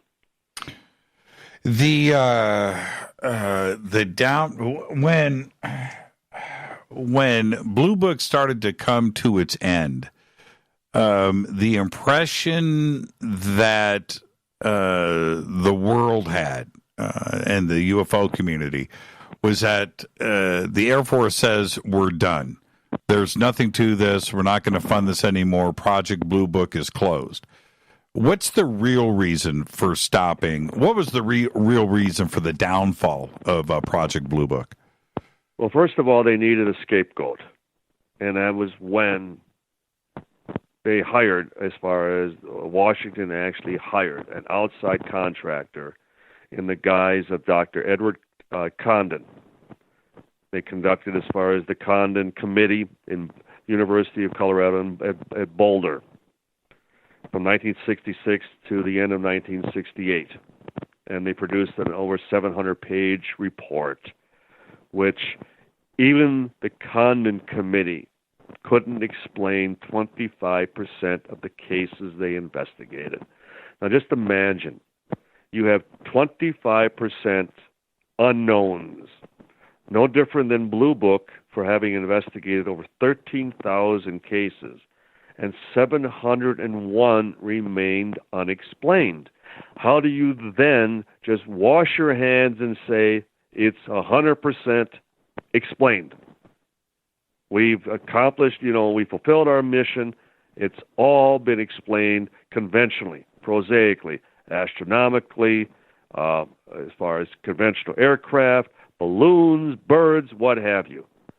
But the truth being, Condon couldn't explain 25% of the cases they investigated, and Blue Book left 701 cases unexplained. That's still a lot of meat on that bone. And yet, the Air Force, they just used it as their official swan song. They bowed out at the end of 1969, officially in January of 1970, and in reality, they went underground. Because, as we also demonstrate in the book, Hynek still served as a consultant at Wright-Patterson on his newly assigned title, Consultant on Controversial Aerial Phenomena. Well, I know certain colleagues would like to argue that's not UFOs, but then please tell me what else is that? Consultant on Controversial Aerial Phenomena. I'm sure it's not the SR-71 Blackbird. Well, was it their way of keeping Hynek under control, too, as well? Because Yes, totally. Because just imagine, they announced that they are ending the project. And Hynek is fully aware that, as he described, and as I mentioned earlier in the program, all the hardcore cases were going upstairs. They were going directly to Washington. Even General Arthur Exon described to us that as the base commander in 1964, that they were fully aware that Blue Book was just a nickel and dime project. It was not a legitimate investigation, that the true investigation involved officers 8 to 12, even 15 at times, who would arrive at Wright-Pat, and they would fly off in a assigned jet in one direction, while the two investigators at Blue Book would fly off in a little single-engine plane in the opposite direction. Mm-hmm. Blue Book would report back to Wright-Pat, and the true investigation would report back to Washington. Hynek was aware of that. Hynek would have immediately started to cry foul, but they kept him on that short leash.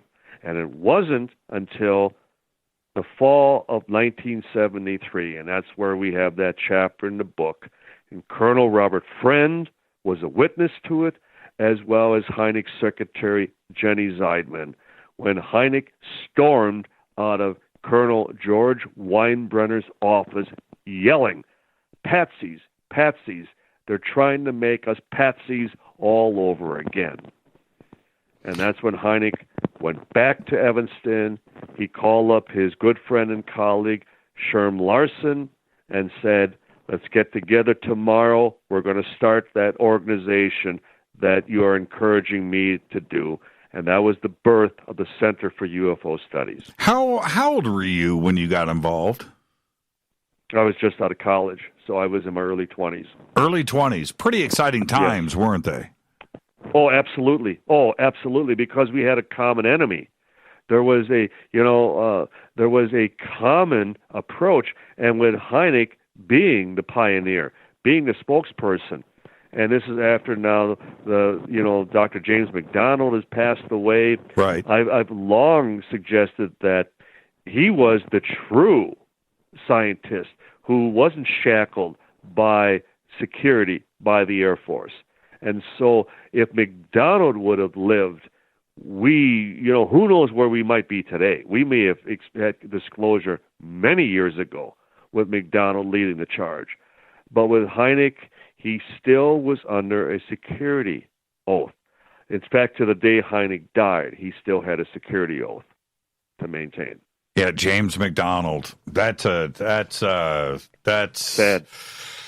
That's one of the craziest stories. Happened? Yeah, that's one of the craziest stories in all of ufology. And I don't think we'll ever get to the bottom of not only his death and the reality of it, but his personal life and how it was just, man, he was targeted. That's all there is to it. He was targeted and he was tormented. And even when he testified in Washington, and I'll never forget how, because McDonald was also in the forefront of supersonic commercial flight, and even the SST, as it was called before the Concorde, and how Teddy Kennedy just lambasted him, just ridiculed him to no end.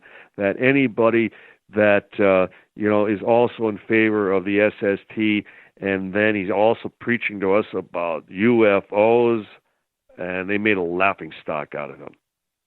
One of the best titles of any chapter in any book in publishing history is Chapter 23. The jawbone. The jawbone that spoke Martian. The jawbone that spoke Martian. Yes. What's going on John here? Musgrove. John Musgrove was a dental technician. In fact, he had even worked. He was assigned to Wright-Patterson for years before going into private practice just outside of Dayton. So he was still, in close proximity of the base. And he worked on the fourth floor of a lab facility back in 1979. And his boss approached him one day and said, "I need this by tomorrow. I need you to create a replica without haste. Don't ask me any questions, and I'll be back tomorrow." And Musgrove would take what he thought was an impression from someone's mouth, and he took it to a sink, thinking he'd have to, wash it of any blood, any saliva remnant that was on it, and he realized it was an actual bone. It was a mandible, the lower jawbone of something. And as he looked at it, he thought, "My God, this isn't human. This doesn't look like anything I've ever seen before. I wonder if it's an animal." But then as he examined it more and more closely, he thought, well, it's too big for most animals. It's still, looks like some type of a humanoid, something still closely related to a human. He made up the impression, made the relief, and his boss returned the next day and warned him not to say a word, that this, because Musgrove said, "Well, where's the paperwork? I need to sign off on this." And he said, "You didn't do anything. You didn't do anything that requires any type of signature." And then to ensure that Musgrove wouldn't say anything, he took the relief impression to create the second replica, the model, and he crumbled it up and he tossed it into the trash. So he left, and Musgrove followed at a safe distance. And then he watched as he went out into the parking lot, and Musgrove observed two Air Force officers with a briefcase. And they took the original bone mandible and the new impression, the new replica, placed them in the briefcase, and Musgrove recognized one of the officers from originally being at Wright-Patterson. So then it started to come together for him. He started to realize what was at stake, what was going on. He quickly rushed back to his office.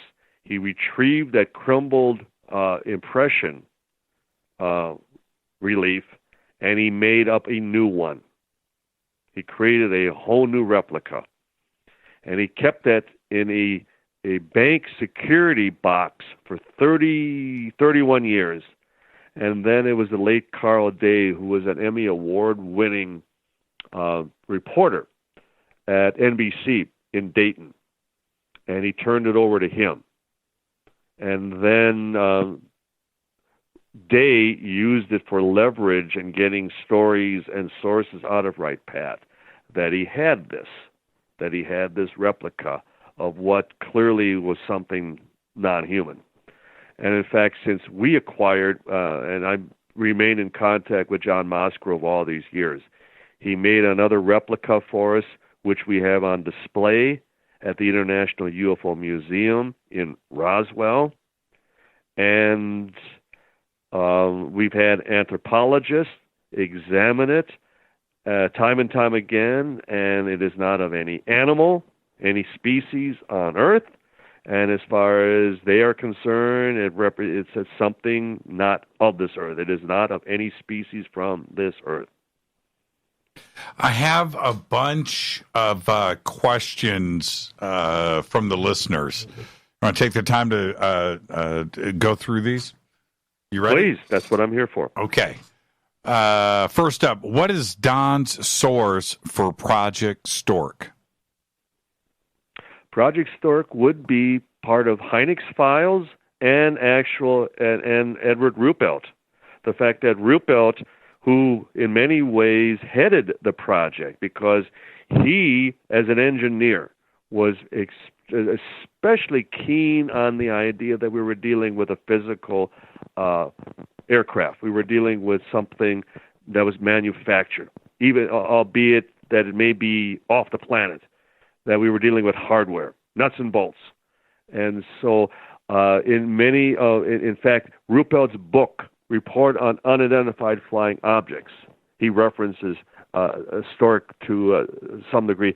And then the documents have also been retrieved through Freedom of Information Act in recent years. Next question, Jimmy, does Don have any thoughts on retired Air Force Lieutenant Colonel Richard French claims that there were two craft that came down at Roswell, one being brought down by military energy weapons? Well, first of all, and as I used to always very affectionately remind my recently departed colleague and friend Stanton Friedman, when he would talk about the collision of two objects, creating multiple crash sites, I would say, Stan, we need to prove one. Let's not make it ridiculous. There is absolutely no evidence that there were more than one craft involved, albeit there are multiple sites, but all concerning one object, one craft of unknown origin.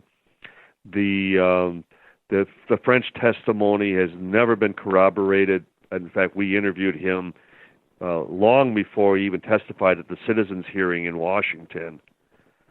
And he's not been able to provide any corroboration on his part. And all of the eyewitness testimony supports that this was a single craft.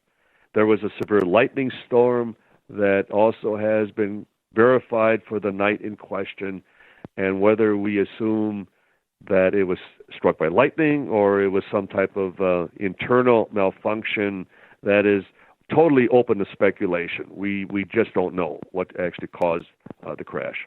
Yeah, I mean, so we have Roswell, we have Corona, and we have Aztec, right?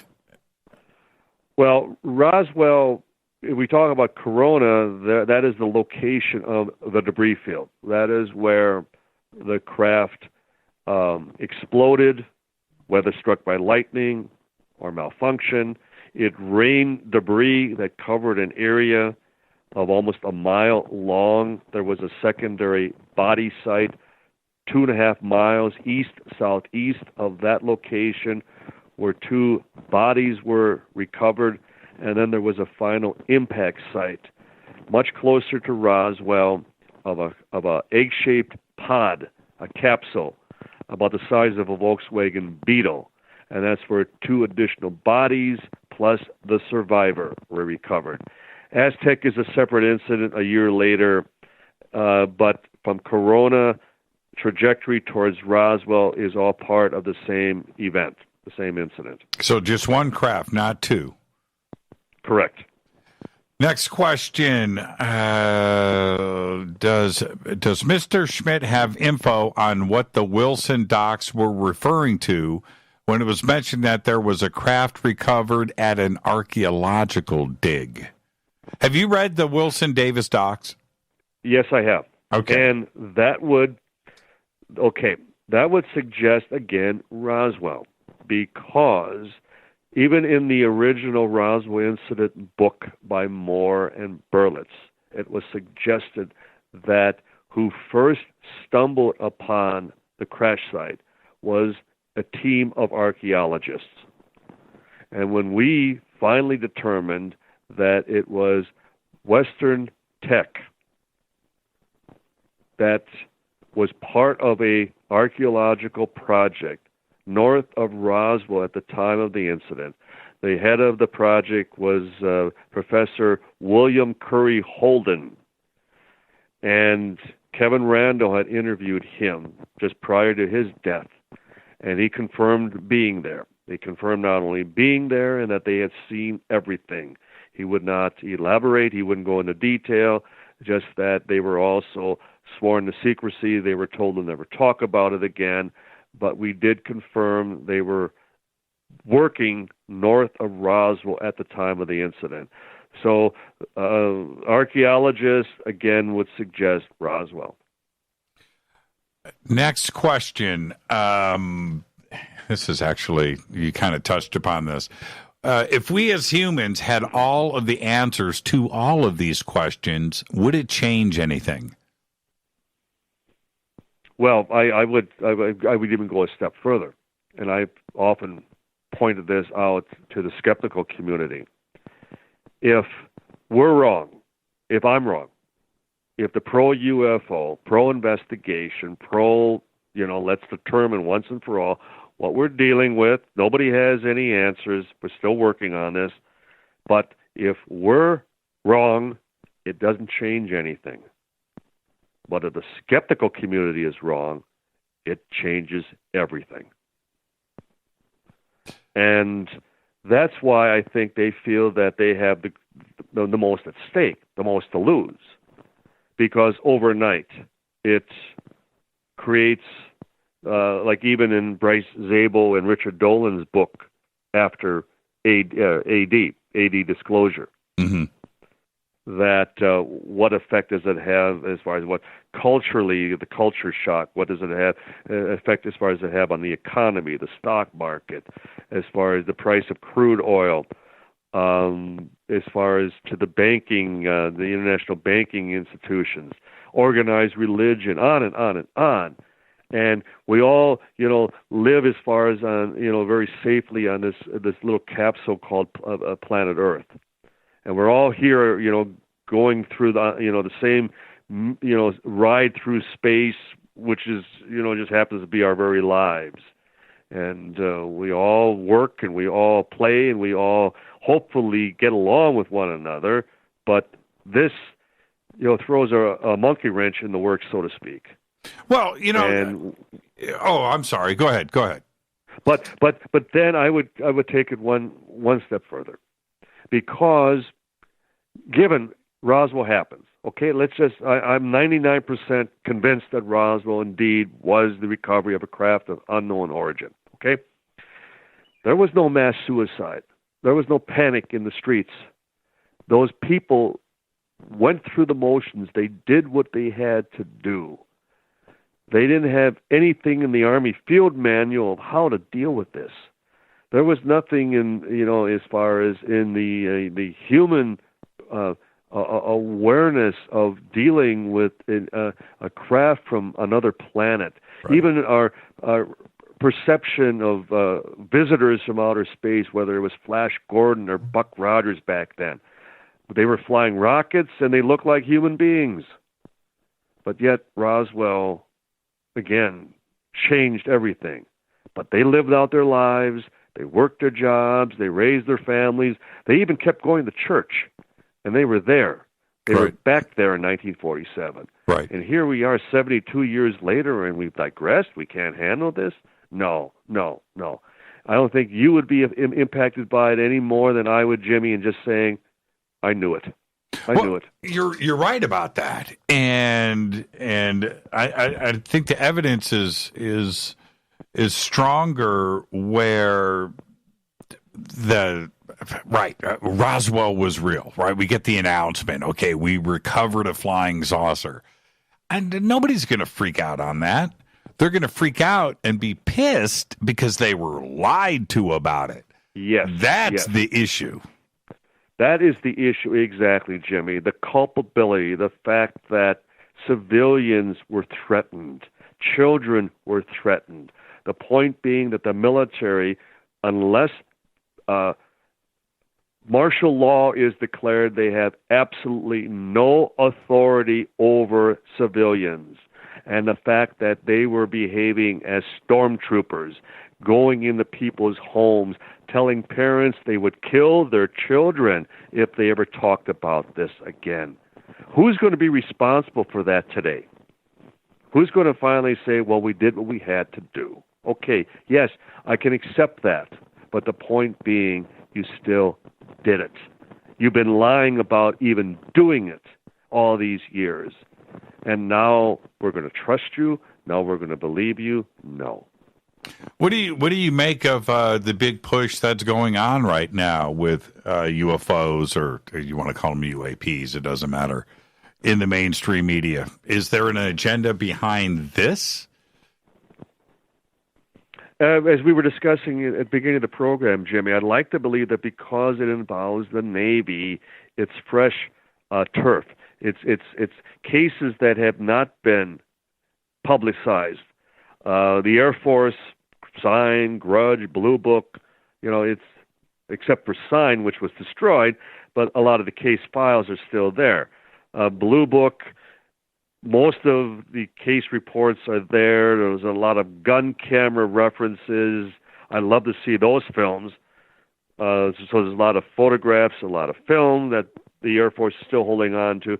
But nonetheless, this is, again, another branch of the military sticking its neck out, saying that they're providing new regulations for their own personnel to freely report such things. And so is this the advent of a whole new opportunity for pilots to now go public, to go to the press and report such things? Or is it, again, a smokescreen? Are we going to learn at some later date that it was a new aircraft that they have been testing and they just did not want to divulge or release the information to the Russians or the Chinese? And we have to be very careful. And I, for one, can speak to that better than most, because when it looks too good, it usually is. Well, do you ask why? I mean, why now? What's the reason for it? Is it because they can't control the situation anymore?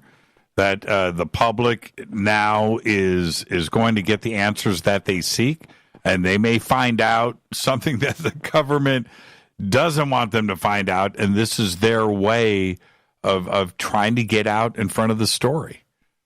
Well, you mentioned like Bob Lazar earlier. Right. And the distinction, and I always ask, because I'm on the fence with Lazar. And for this reason, we could cite the example of Edward Snowden, whether one believed he to be a hero or a traitor. But nonetheless, as a whistleblower, the thought being that he had to flee the country for protection.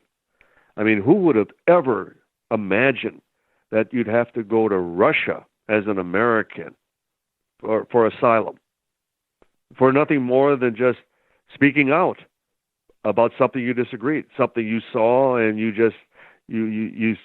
felt that the public needed to know. Right. And yet that was not the case with Lazar, that he was able to freely speak out, and there may have been some, minor attempts to discredit him, but nonetheless, nobody stopped him. He's still here. He spoke quite freely, and he actually spoke quite detailed about something that supposedly would be rather sensitive, considering, their entire cover-up of the entire UFO situation. So, and then bringing it to the fore, bringing it to today, the thought being, I hearken back to like when the MJ-12 documents came out in 1987. And I was representing CUFOS going back and forth to Los Angeles. And I was meeting with the players at that time. I was meeting with Bill Moore and Jamie Chandray. And not directly with Richard Doty, but he would have been next on my list. But the constant promises that we were going to get a full truckload of documents, that disclosure was imminent, that it was all going to happen, and it wasn't going to be years, it wasn't even going to be months, it was going to be a matter of weeks. And then what became of it? Nothing. Absolutely nothing. And so the only thing different today, and we also talked about this earlier, is the social media. That somebody may have thought that they could just test the waters, they could once again see what the public reaction would be. Right. But the difference now is they can't put it back in the bottle. And that now the situation with Area 51 and the press actually treating the subject seriously, with respect. Who would have ever thought that they're actually, questioning the motives of the military and realizing that there indeed is something to cover up, to hide. And so with the acknowledgement that there was an ongoing investigation by the Pentagon for all those years into recent times, and then I would suggest, well, that's only what they acknowledge. I'll guarantee they still are investigating this. They don't ever stop. They have never quit. And so the old shell game continues. And it is a game. It's a game in that you wonder for whose agenda. And it seldom is for the general public. And that's where major aerospace companies, and we can talk about Bigelow Aerospace. And Bigelow has the Mars mission and the Mars colony mission.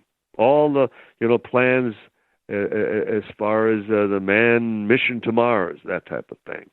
Is it somehow connected to that?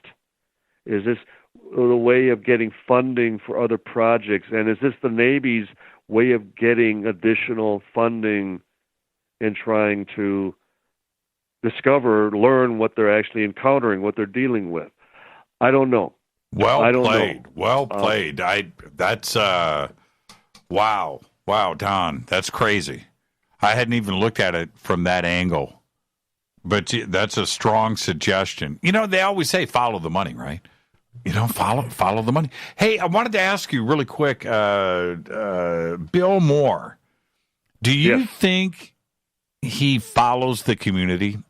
Do you think that, like this show, do you think he listens anymore? Or when he left Las Vegas that night, right? After his, I was there. Yeah, you were. I was there. You were there. In fact, Stan Friedman and I were to have met with him privately yet after that swan song, and then when he slipped out the back door, because we were still willing to give him the benefit of the doubt. We still wanted, willing to get a confession from him, or at least who are the other players, to use that word again, that we should be concerned about, that we should watch out for. Well, Doty he bailed on us. He bailed on us, and he wouldn't even meet. But do I believe he's still watching? Yes. Do I believe? And in fact, I've often, and Kevin Randall and Tom Carey, we have often commented between ourselves that Bill Moore could have had it all. Yes, he did at one point. Course, yeah, at one point and he did. He was investigating Roswell at a time when most of the witnesses were still alive. And to think that they had Jesse Marcel, who was there at the crash site, could have taken them and pointed out, this is where I saw this, and this is where I saw that. And they never took him back to the scene of the crime. They never thought about that. And to me, that's almost investigative malpractice. Unforgivable. We didn't have that opportunity. We didn't have that chance. Right. They did. Right. They did. Right. And they allowed themselves to get diverted, to get distracted. They saw the need to speed up the process. They didn't have the patience.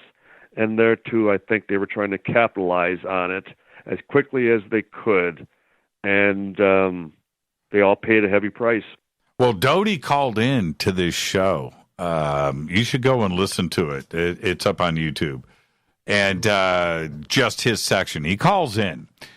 And one of the things I asked him, I said, okay, all right. Is there anybody, any disinfo agents or any speakers out there today that are like Bill Moore that, are agents? And he said, yes. And I said, really? And he goes, well, and I said, do I know them? And I believe, I'm paraphrasing here, Don, but he said yes. Mm-hmm. And he goes, top two on the lecture circuit today, like up, the top are. And I was like, what? I said, don't say any names. I'm not going there. Let's just leave it at that. And I immediately made phone calls. I mean, I talked to everybody. I talked to Stanton. I talked to Dolan. I talked to Linda, and a few others. And they would be three. They would be three. At the top. Right. And everybody that I talked to was like, "Well, what do you think, Jimmy? Who do you think?" I was like, "I don't know. What do you think?" Well, I don't know. Everybody got this uncomfortable feeling. Doty's saying something like that. Now, look, Doty, he's a disinfo agent. Maybe that was disinfo. Right. Precisely. Get a bunch of infighting going. And it was much to Stan's credit, he did most of the research for the book. And all he got was an acknowledgement. Right. I mean, Roswell Incident was Stanton Friedman. Yep. And even when the entire MJ-12 fiasco started, Stan was on the outside. He was living up in New Brunswick, as far as Fredericton, Canada, and this was all going down in L.A., Burbank. Jamie Chandler, Bill Moore. Yep. Doty was at Kirtland in Albuquerque. Yep. And so Stan was, again, he was kept out of it because I know in my heart that Stan would have cried foul. That if he would have saw anything that he felt would have jeopardized his reputation, jeopardized the Roswell case, and I saw it because whenever he disagreed with me, he was quick to say, Don, this witness isn't reliable, isn't legitimate. And more times than not, he was correct. And so he was always looking at the bigger picture. And I think they used Stan as far as to their benefit, but they never repaid him in kind. And then he became, the biggest champion as far as defending MJ-12 and the documents. And where were they? They bailed. Do you think we should chase down Bill Moore? I mean, is there a reason? There's enough questions to ask, but is there a reason to bring him back out and to speak with him? Is there? You know what I mean? I know that Greg Bishop did the last interview with him in recent years. And Moore, based on the transcript, Moore was now claiming that it was that the true head of the aviary, that Falcon, was actually CIA. Well, wasn't it Doty's? That was what's his name? Head of the CIA. Oh man, I can't think of his name right now. And I'm not either, because it wasn't a name that Helm. Like it was Alan Dulles, who just stands right out. No, it was Richard Helm. Richard Helm. It was Richard Helm, and that Richard Helm was part of this, and I guess if one were to offer him an opportunity, I can't think of a better place, that he not only would be treated fairly, but he also would get some hardball questions. You wouldn't treat him with kid gloves.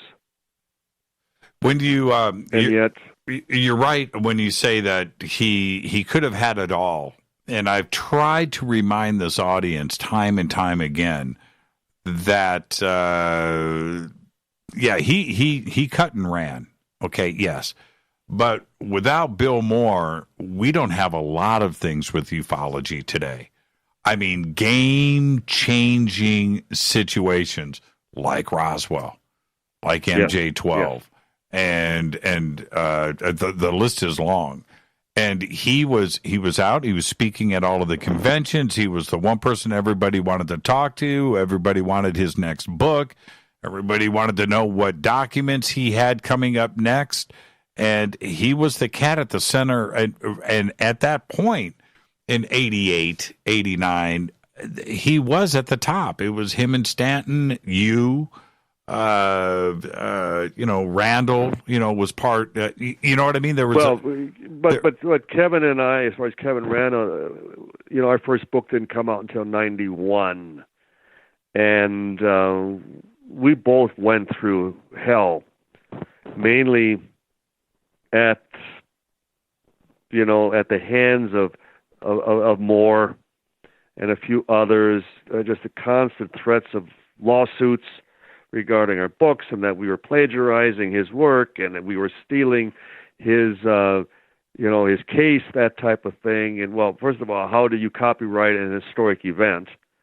And we were coming up with all of our own witnesses, and there was nothing ever produced in our books that has ever been challenged or claimed to have been plagiarized. I mean, that's a non-starter. Mm-hmm. But we were willing. And in fact, as I described, in working with the Center for UFO Studies and being assigned to work with Moore and Chandray as far as the documents. Don, we need you to authenticate the documents. And even at that time, I was in league, and I was the one at CUFOS who was briefing the late Paul Harvey at ABC News in Chicago. Mm-hmm. And Hynek did it on an annual basis, and after Hynek passed away in 86, I was the one selected by the board at CUFOS to then assume that role. So I'll never forget getting the phone call, and Don, we have some documents. We haven't seen them, but they sound like they may be legitimate. They sound like they may blow the roof off of the entire situation. And could you get them to Paul Harvey? And I was the one who arranged for Bill Moore and Jamie Chandray to meet with Paul Harvey. And he never spoke to me again. Paul Harvey?